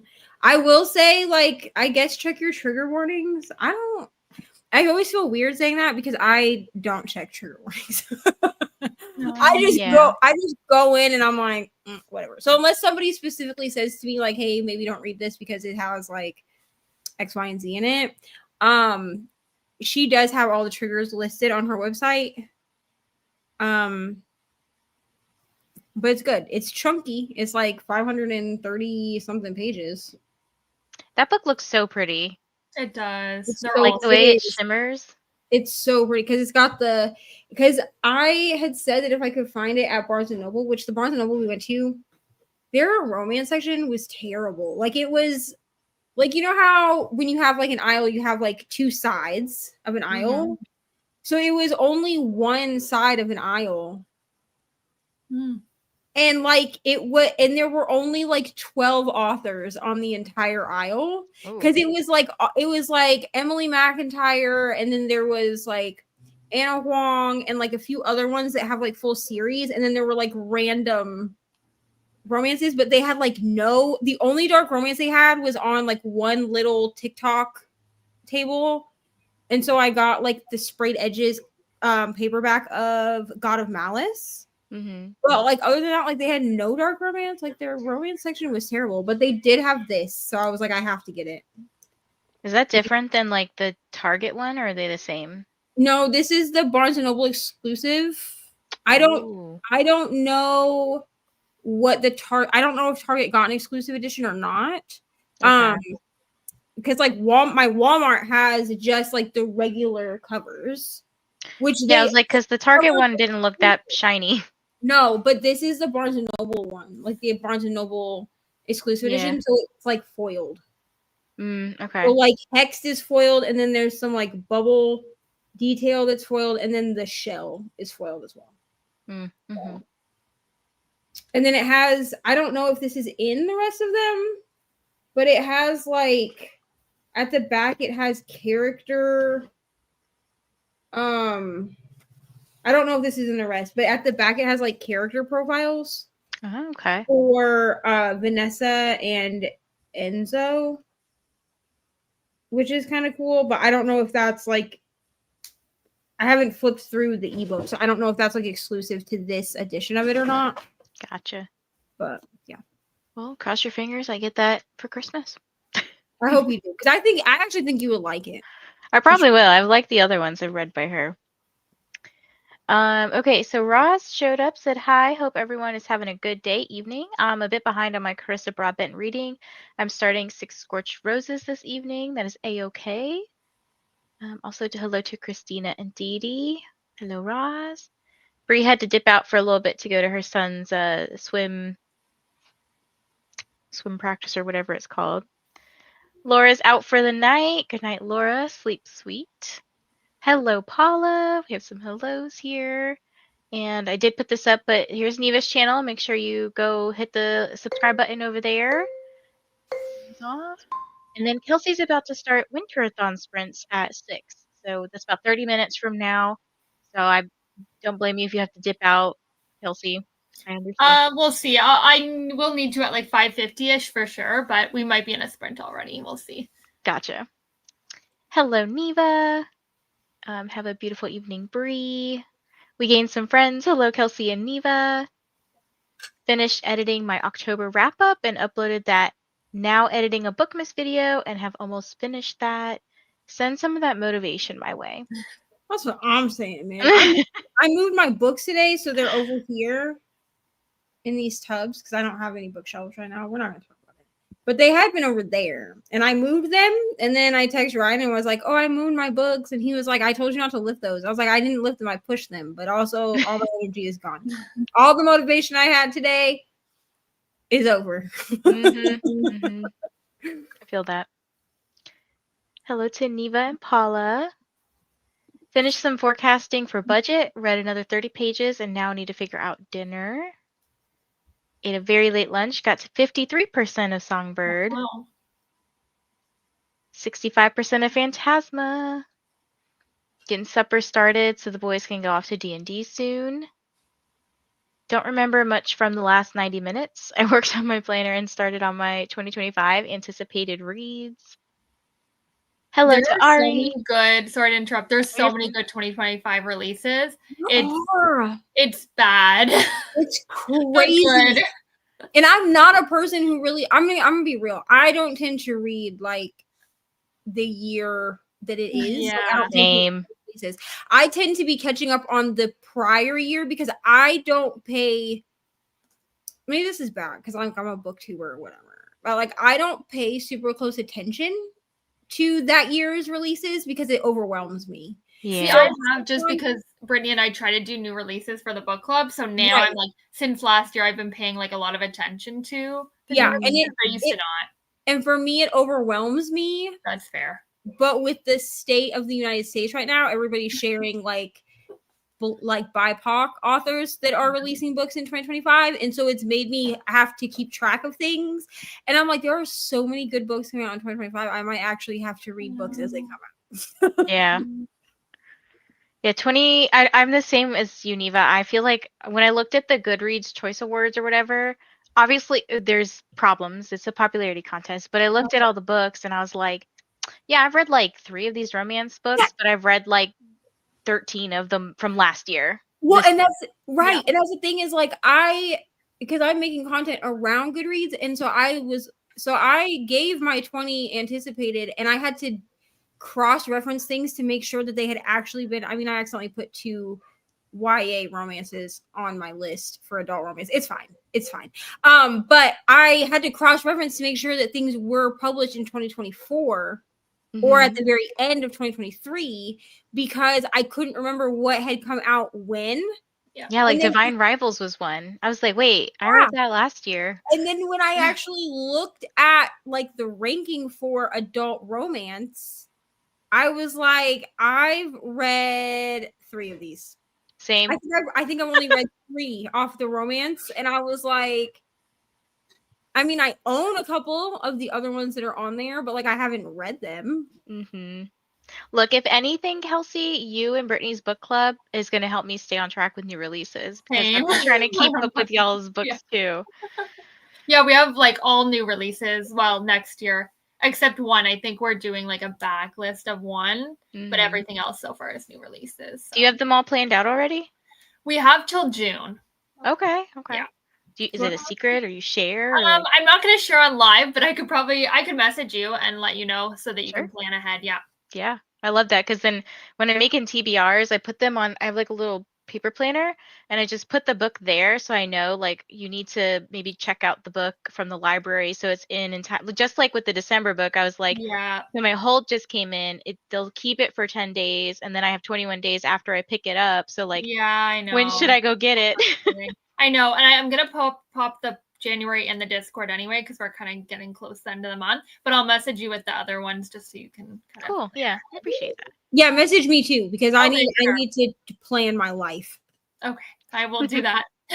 I'm really trying to focus on like y'all's book club next year, and then Rainy and Katie's book club. Yeah. Maybe. And then put it back. And then but otherwise I'm trying to focus on like series and all the crap that I own. And I That's don't a whole other task and I for don't me. mean only physical books. Yes. I don't mean only physical books I own. I mean like physical Kindle and audio, because my Kindle library is out of control. I'm sure. Stephanie has to go to job number 2. Have a good night.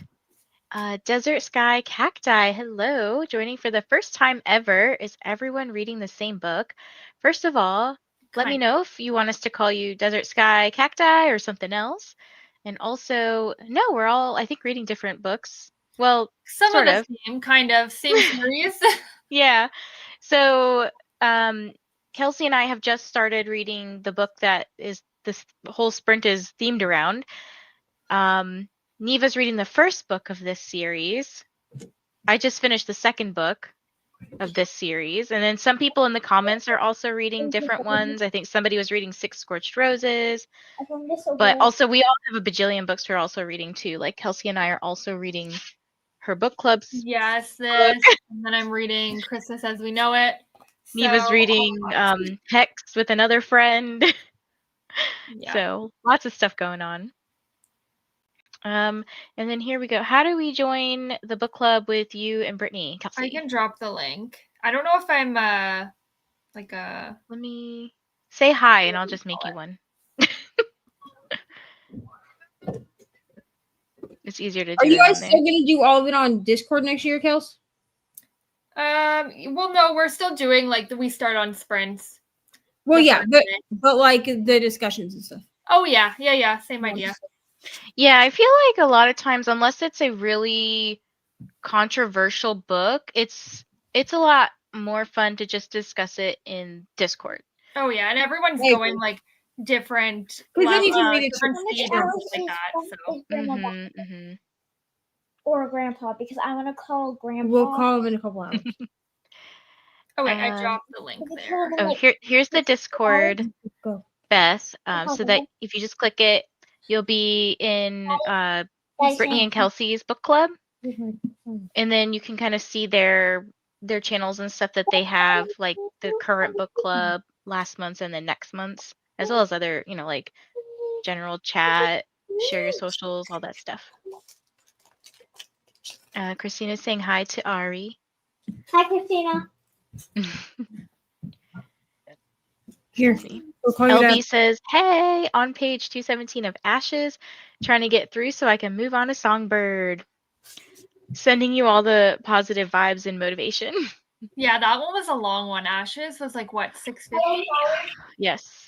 Yeah. And I feel like I basically just started yesterday. Like I had read 78 pages. Yeah. And then I think whenever I messaged you guys last night, I was like, all right, I'm going to get my ass into gear here. And I was just reading. You really did good, honestly, to get until today. That's how I was saying, though, because I had read the 100 pages of Hex. And then I was like, I don't want to read with my eyes anymore. So I was like, well, I do have this book as an audiobook. So I was like, I'll just listen on Audible. And then I started listening, and like it's fine. I actually have 2 versions of the audiobook because she had it re-recorded. Oh. When she had Ashes done, she had it re-recorded, and I have the original version, which was it was recorded by the same narrator that does the female voices for Ice Planet Barbarians. I don't know her name, but like that's who it is. But then this chick is like Amanda something. Amanda Lee. Yeah, Amanda Cobb. Yeah. And I mean Holly Jackson, but HOLLIE is the Planet one. Oh, okay. Yeah, she was, but they still allow me to access the original one. So I was like comparing which one I like better. I do think I like Holly Jackson better. Oh, okay. But I was like, but I'm pretty sure that the second book is narrated by Amanda, so I don't want to so I was like, I'll just get used to it, it'll be fine. And she does, like, she's not like a bad narrator. She's fine. I do wish that when it comes to different characters, they would change their narrator. Like it's Amanda again for Songbird. No offense to Amanda, she's great. But I honestly also wish that they would do this with series, kind of like they have with like the Ruinous love trilogy. Mm-hmm. Which I do know that like part of the reason that the male narrator got changed is because he was from Butcher and Blackbird because he's a terrible person. But also I think that Bryn Weaver was planning on switching narrators for each book anyway because they are 3 distinct brothers. Yeah. I like that better, to be honest. Hello, Laura. Can't stay because I have to prep for my presentation, but have left a like and hope you're having a great day. I have to check in with you because you're probably not here, but I saw that you have a presentation, but I have no idea what for. And I'm so sorry if I missed what you said. Hello to Laura. And I'm the same with reading like 5 books at a time. You can call me Desert or Cacti, doesn't matter to me. All right, perfect. Thank you. Charles Uncle Daddy says, hi, Vanessa, Kelsey, and Neva. Hello, I guess we'll call him Attic Daddy now. Okay, so I think how many hours are left? Let's say it's 6. This will probably be the last sprint just because it's 90 minutes long. And then we'll have a little chatty bit. And then we'll send you on over to Kelsey. So that's totally fine. Oh, you are still here. It's for my 1-year review of my PhD. It basically determines if I continue with the next 2 years. Oh, that's not scary or anything. Right. I hope it goes well. And I will definitely pop by your stream again. I said hi, but then I left because I was trying to focus on finishing this book. But I'll pop by and hang out with you for a little bit too. Hello again, Emil. I did make it back. I've had office hours graded, taught, and I'm home now. Hi, Kelsey and Neva. Hi, Emil. You are welcome. I hope it goes fantastically. You've got this. I did let him come down from the attic for a bit, but sending him back upstairs soon. Tell him, well, I guess my Christmas decorations aren't in the attic, but they're in the garage. Can he bring them all the way to the 4th floor for me? Because I don't want to do that. Why don't I just leave them up there all year?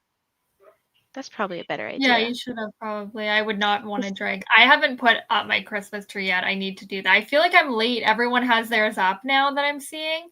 Our Christmas tree just lives up because no one bothered to take it down last year. So it's still up. I need to put the decorations back on it because some of them have fallen off, but it's just chilling.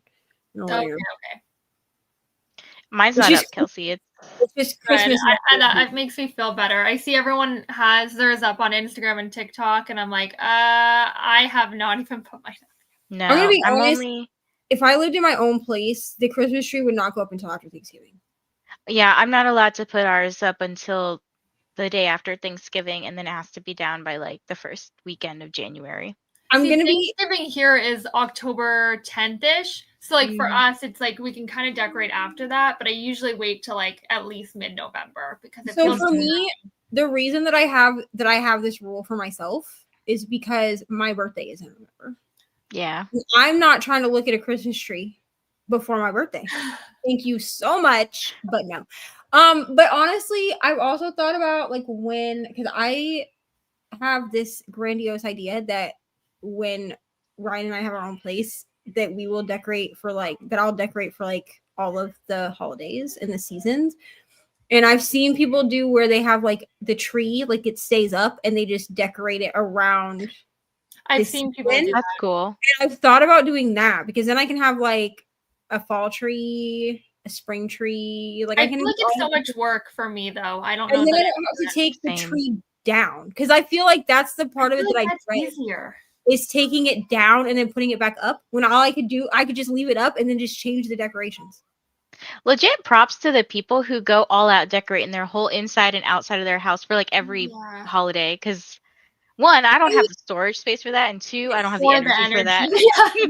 Personally, I think I would only do major things. I would do seasonal for sure. Yeah, 4 seasons, maybe not every holiday. Summer, winter, fall. Yeah. But I'm not a huge Valentine's Day person. Show me love every day or show me love never. Why are we only doing it one day? I'm not a huge Valentine's Day person. I'm not a huge St. Patrick's Day person. I'm not going to decorate for those things. But I will decorate for Easter, and I will decorate for Christmas and Halloween, of course. Yeah. But I can make a tree work for Halloween. Yeah, for here, like we have space, but my partner is very minimalist, so like I can't stuff every nook and cranny with stuff. So I said, you know what, if I'm gonna go all out for one holiday, it's gonna be Christmas. So yeah, and if I had to pick holidays to go all out for, it would be Halloween and Christmas. To be honest, because with Halloween, like fall and Halloween, you can just mix the decor. Christmas and winter, you can relax. You can just mix the decor. So like I don't even have to buy extra decor. Yeah. You know, just remove the ghosts when it's not. I only do Halloween and Christmas. Our Christmas is completely black and white and quite goth. I kind of like that. So that's fine. I miss like the old 90s kind of themes though. Like now everything's so like white, red, green, but like I miss like the 90s like multicolored lights and all the like unique ornaments. I mean, I don't have that, but like I miss how it used to be where it was like everything was so, I don't know, nostalgic, I guess. Like yeah, I know what you mean. Yeah. I like the minimalist look too. So. I'm honestly obsessed with Pink Christmas. I really am. Oh yeah. With it, but like I think because it has green. I know you are. I think it's because Ari really likes the Grinch, and I feel like the pink Christmas decor goes really well with the green Grinch decor, and so I could mix them together. But the pink stuff still has all of like the Santa and the snow and all the stuff that like a traditional red and green does. Yeah. I bought this. It's so fun to put outside. So now I have 2. Oops. Okay. I know Kelsey's got to scoot here soon, but Kelsey, is there anything you want to plug before you go, other than you have sprints coming up? I have sprints coming up. I do have vlogs coming up. I have one edited. I have a couple coming, so just nothing currently, but one will be posted at some point this week. So. Okay. All right. Yeah. So don't forget to head on over to Kelsey's as well and, say hi, hang out, hit the like button, subscribe if you're not already, all the good stuff. And we're going to go into our last sprint of the evening here. All right. Let me move things around. Okay. See ya in 90. Bye, Kelsey.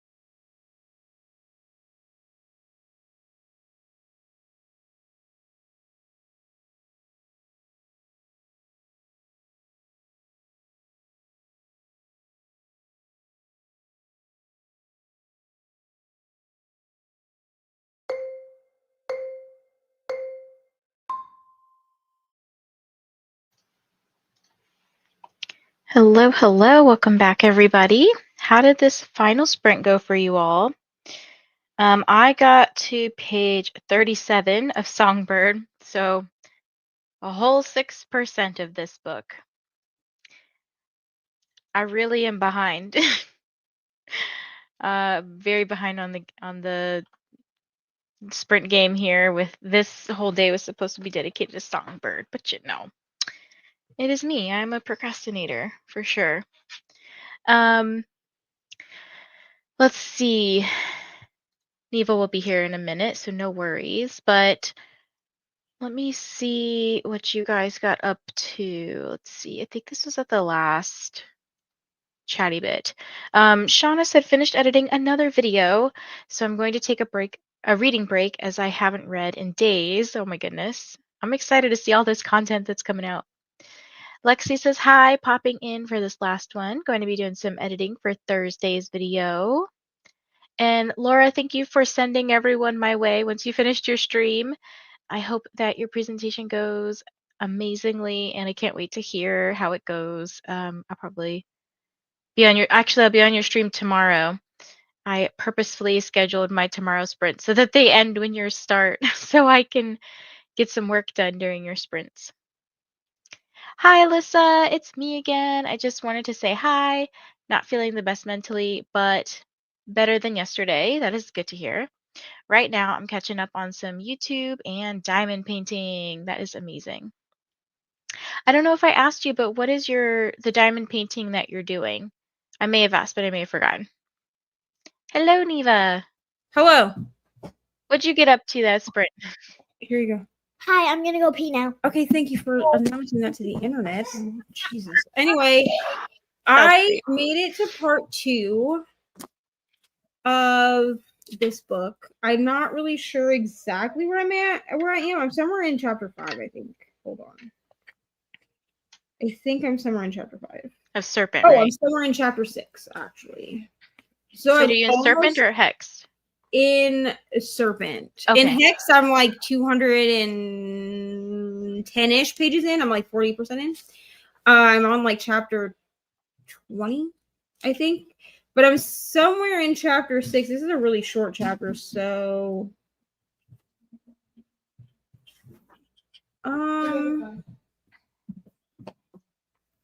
here you go. She's on speaker. Well, she's on FaceTime. It looks like I'm on on page 54. Okay. So I'm over halfway to where I wanted to be, because I have to read to the beginning of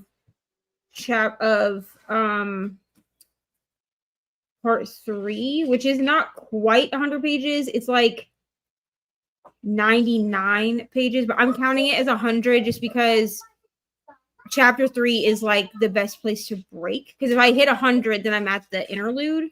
Oh, okay. You know what I'm saying? So those interludes are so confusing to me, because I don't know whose perspective they're written from. Even with the audiobook, I'm like, some of this sounds like you're foreshadowing stuff or giving backstory, but it's kind of confusing, to be honest. I think the interludes are supposed to be flashbacks. Whose flashbacks are they? They're supposed to be her flashbacks. That went over my head. That's how I'm interpreting them, because like the first one is when he like saves her, right? And then the second one is after she's saved and she's back in the castle and she's in the room that she stays in, and they're talking about how it's in third person, but they're talking about how she hides behind the dresser. So they're weird because flashbacks, but I think that it's in third person so that we're getting the whole picture. It's weird because the audio has them usually in a male narrator voice. I wonder what audio you're listening to, because the audio that I have, it's in her voice. She just has an accent. Let me check. The interludes are in the Amanda, whatever her name is, like it's her voice, but she has like an English accent. Maybe I'm just thinking about Ashes. But in this one, the interludes are, I think, are her they're supposed to be flashbacks of the time as she's like transitioning to coming into being, adopted by him because he like saves her or whatever. Which like is fine. I don't really care about that part, but like I understand like it's like backstory or whatever. I just don't care about it really. Like it's fine. Like I'm not like mad that it's there. Like if I was reading it physically, I wouldn't like skip them because I feel like you need it. But I also just don't really. Not to critique Carissa Broadbent, but like I wish she would have just made it clear, like flashback to some date or something. I don't know. I feel like putting an interlude because it seems like there's an interlude at the beginning of each part. And I feel like we could have I don't know if she did this to combat, like, because like each part has an interlude, at least so far. And I don't know if she did this to combat like the info dumpiness of a lot of fantasy books where they kind of just like give you all the information and then they're like, okay, now remember this for the next 500 pages because you'll need it at the end. So I wonder if that's what she was trying to do, was like avoid that part of it. But I feel like in doing that, it makes the book clunky. Because that means that I get to the beginning of a new part and now I have another flashback.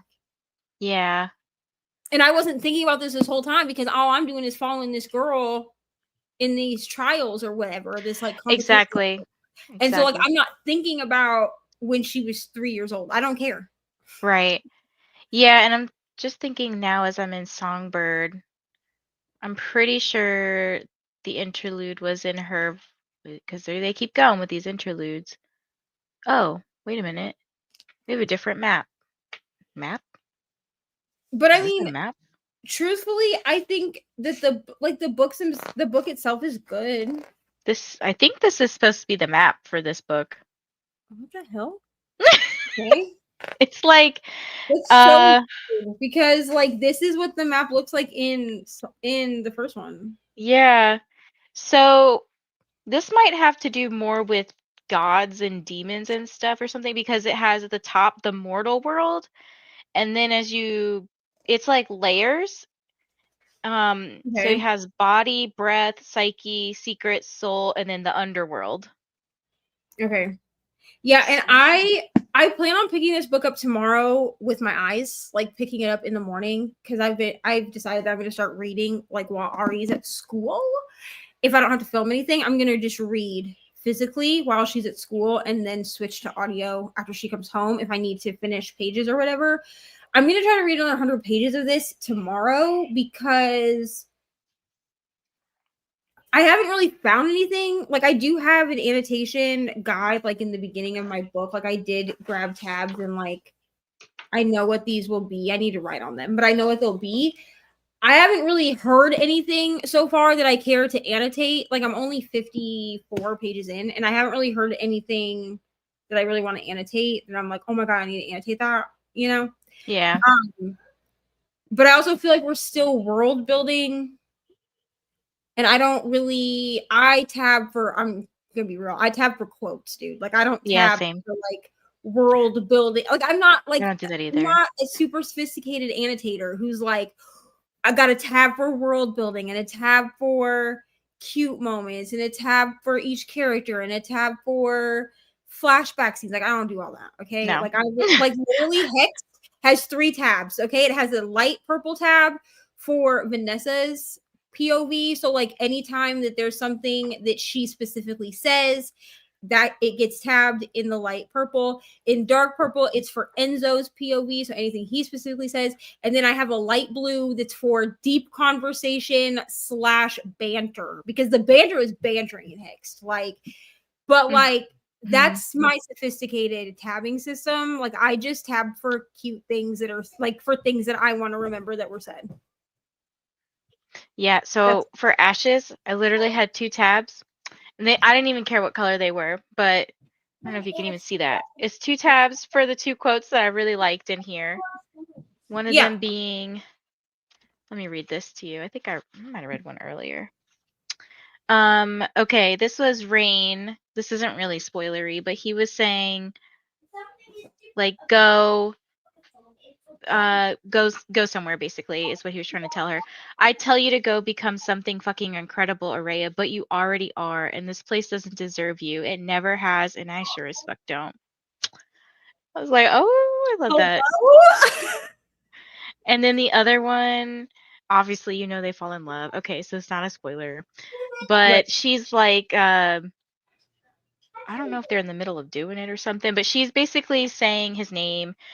It says, so I choked out rain against his lips, a question, an answer, a plea, because that name was all those things, wasn't it? Rain, my downfall and my most valuable supporter, my weakness and my strength, my worst enemy and the greatest love I had ever known. All that in one name, one person, one soul I knew as well as my own, just as confusing, just as flawed. I was like, dang.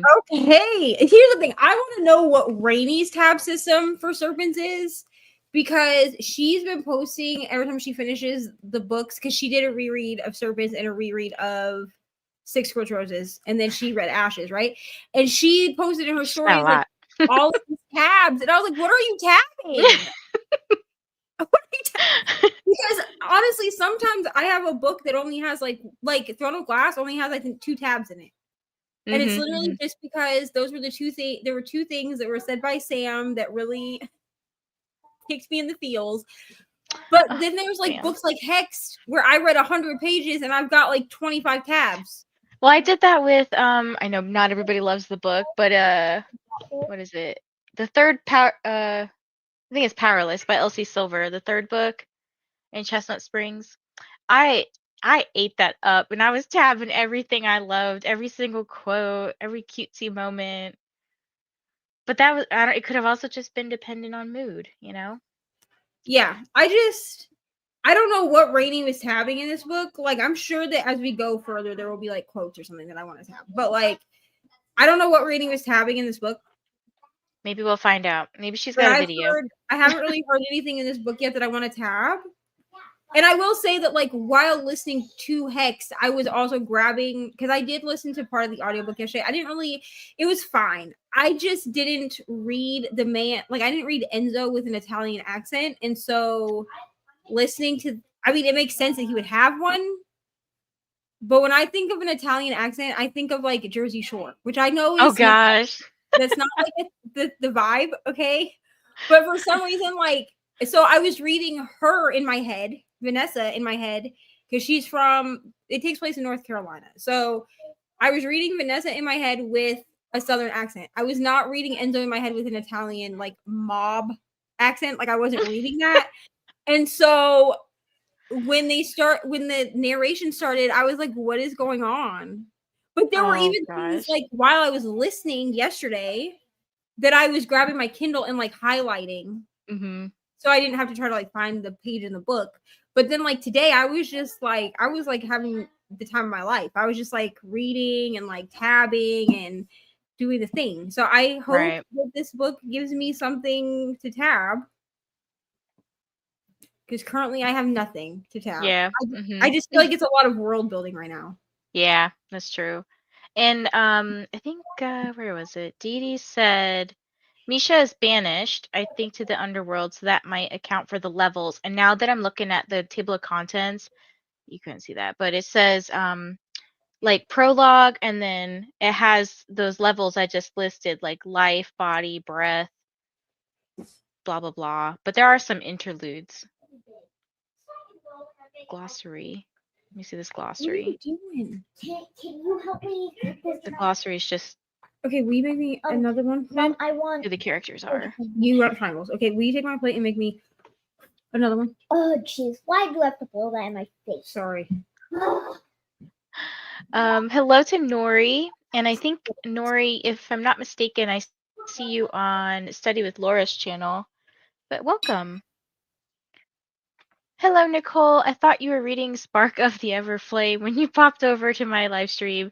So many books. I want to binge this one. As I said, I have the first 2 and now need to get the third. I do need to finish Spark of the Everflame because I have Glow of the Everflame as an arc. It's not going to get done by December 3rd. I just know it's not. Which upsets me it because like I was so like I'm excited that I was like, oh my gosh, that gal gave it to me because like I don't usually get books like that, like big books like that. But it's okay if I don't finish it by the time, because I know that the only reason it's even on NetGalley is because it's coming out like traditionally published. Yeah. So I'm like, if I don't get to it by December 3rd, it's okay. Like I'll still like read it by the end of the year. Let me show y'all this week's reading plans. Okay, so pretend this is 400 whatever pages that right Songbird is. Okay, so we have book club this weekend, and then Bree and I are also prepping. We have to read the rest of the series because we're doing the Penn Cole interview. This is this week's reading. Yeah, my reading for this week is simply, I'll show you. It is just simply this. I'm very fortunate that I have all of this on audio, but I did get the Arc of Glow as well, which is great because that's an easy. These are simply, this is simply my reading for the week. Nice. I do need to start The Boyfriend, but I think that's going to be on Monday because that's also with Katie. We're doing like a video collab for that. Ooh. Like a reading vlog collab. Uh-huh. But if I can get both of these done by the end of the weekend, I'll call it a success. Yes, any reading is a success. But Nicole, not to confuse you, I was reading Spark. Please be careful. Before I finished Ashes, so that could have confused you. Because I was trying last week to finish the whole series. That didn't happen. Now grab this big books with your hand. There you go. Thank you. Quinn says, I got team stalking for the readathon. Super excited to see how this goes. And I was like, no. And then Shauna said, I got team snowflake. And I was like, double no. Wait, what readathon is this? Reindeer readathon. Oh, okay. Yeah, so, I can't. It's competitive, isn't it? And I can't do another competitive one this year. Kind of. So, yeah, you're placed on a team. But like, you just, I don't know, just read what you want. It's like a set number of like you read. The max you can read that month is 10. Okay. Well, we'll see because it's so funny because Brittany posted her bucket list-a-thon video yesterday, and it's so funny because I have it marked in my schedule because like I don't give out what I can tell you like when videos should be coming out, but I don't tell you which video in case I have to move things around. Right. But in like 2 weeks, I have also like a series vlog coming out for like I have to film it, but next week I'll be filming it so it can come out in like 2 weeks of bucket list-a-thon helping me finish series. Because I messaged Brittany and I was like, do we have the same brain, dude? Like I'm That's funny. Because I need to get these series done. It's actually ridiculous how many series I have to finish. I don't want to look. I'm trying to go through my bookshelves and figure out if I want to keep certain series. Like, I don't know, I might be getting rid of Bridgerton. Not that I don't like it. I just don't think I'm in that era of my life right now. Truly, I stopped counting how many series I need to finish at 86. I don't think I have that many.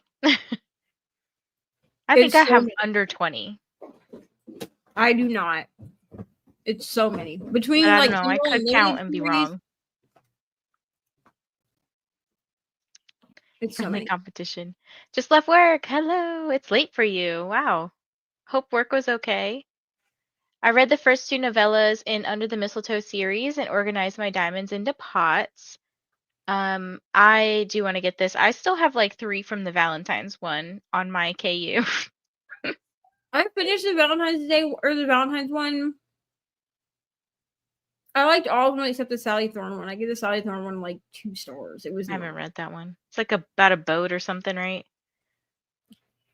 I can't remember. Rosie and the Dreamboat. It's not about a boat. I can promise you that. Okay. I knew it had boat in the title. It was just so stupid.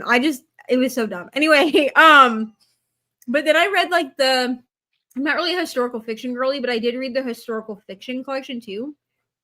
And most of those I gave between 3 and 4 stars. Like they were pretty good. Are the same authors? No, they're different authors. Oh. But Amazon has been coming out with all these like collections where you get like 4 to 6 like novellas. And I was like, well, these are easy to listen to because they're on audio too. Because you can get them for both. So that's why I'm afraid to like return the Valentine's ones because I don't know if it's like a time limited. I don't think so because they're Amazon originals. Oh, okay. Lexi edited about 25% of her video for Thursday. Woohoo! Hello to Lexi and Christina. Desert Sky read about 100 pages in On Wings of Blood. Christina says, I think I took a nap. The house was just too quiet. Alyssa said she's working on Christmas drink from Diamond Art Club. Ooh, that's exciting. You know who loves diamond painting? Neva. I like it too. I'm working on Dobby from Diamond Art Club. Because it was November. There's a diamond painting event hosted by Dragon Wing Diamonds on YouTube, and they do Night Court November. So this started because Jaded Gem Shop has a lot of licensed fan artwork that's ACOTAR. And so they were like, well, you can do anything that is book related, but it excludes comics and manga because it gets a little bit like dicey with that. And because it started as an ACOTAR event. So they want to keep it like true to like novels or whatever, but Harry Potter counts. So gotcha. And I still have Harry Potter kits to finish. So I was like, well, we'll just do Dobby. It'll be fine. That book is definitely a world building book. I loved it though, but didn't tab. I think she's talking about Serpent. I mean, that's fair. And if I don't tab, then I'll just, I mean, Ashes is the same color scheme, so I can just move my tabs and just use them somewhere else. It's not like that big of a deal. Yeah. Getting the kids ready for bed, moving to the bedroom to continue reading. LOL about the teleportation. OMG, editing this video, I caught a failed jump from my cat in the background. Oh gosh. And she tries to pull it off as, oh, I'm just scratching my nails over here. That's funny. I'm at 81%, but it's late. I'm going to sleep now. Thanks for the sprints. Have a great sleep, Livia. Also, I can promise you it's not about a boat. It's not. It's like the long and short of it is it's about two sisters that one of the sisters I think gets dumped and the other sister had like gifted her like a couple spa day or whatever, so they end up going together and then shenanigans ensue, and it was just, I thought it was stupid, to be honest. But I also didn't like, what was that book that was made into a movie? It was written by Sally Thorne too. I don't know if I've read anything. Wait, yes I have. Hating Game. That one. See, and here's the thing. First of all, they did Lucy Hale so dirty in that movie. Like, that movie was so dumb. I watched it. And I didn't like the book either. Oh, I liked the book, and I thought the movie was pretty, like... It was accurate to the book, but I didn't like the book. Okay. I thought it was okay. I think I gave it, like, 3 stars or something. You know, it was just kind of like a corny chick flick, I guess. It was definitely corny. I don't know. It was... I read it when I was, like, newer to my, like, romance era. And it that was, like, one of the first I read. Like, it just wasn't the vibe. Like, I also read, like, Allie Hazelwood around that time. It was like, this is not the vibe. And I don't like Allie Hazelwood either. Yeah, she's very repetitive for me. So I get that. I did like Love on the Brain, though, but that's because it was more neuroscience-y, and that's my field specialty or whatever. So right. I was geeking out over that.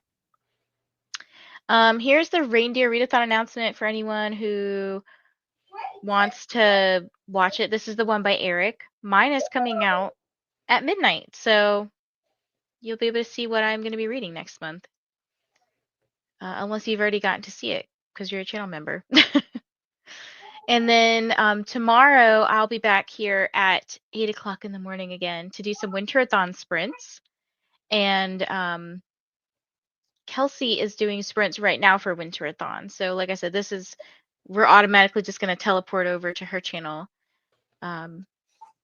Unless you're going to bed, because then you're teleporting to bed. Right. But before we go, Neva, do you have anything you would like to plug for yourself or your channel or whatever? Well, I'm gonna go over to Kelsey's sprints for a little bit, probably till she's done, and then I have a video coming out on Friday, and then I will have NetGalley November sprints on Monday. Mm-hmm. Yes. At 8 a.m. Eastern. Let me put that link here too. So we have the NetGalley playlist. I don't know who we're on Nicole now, I think. Yes. Yes. Can I hang up? Yeah. But she has to talk to you and then I'll Monday. Okay. Monday's the 25th. Let me talk to her. Goodbye. Neva, let me find your name. Hold on now. Neva's NetGalley sprints next Monday. Put this. Okay, so we have the NetGalley sprint playlist, and then this is Neva. So if you want to click notify me, you can see her lovely face on Monday. All right, so that is all for today. I think I'm ready to not look at the computer until tomorrow. That's fair. I'm probably going to catch up on Kelsey's chatty bit because I deposited. I was like, we have like our chatty bits lined up. Darn it. So we'll see you next time, I suppose. Bye, everyone.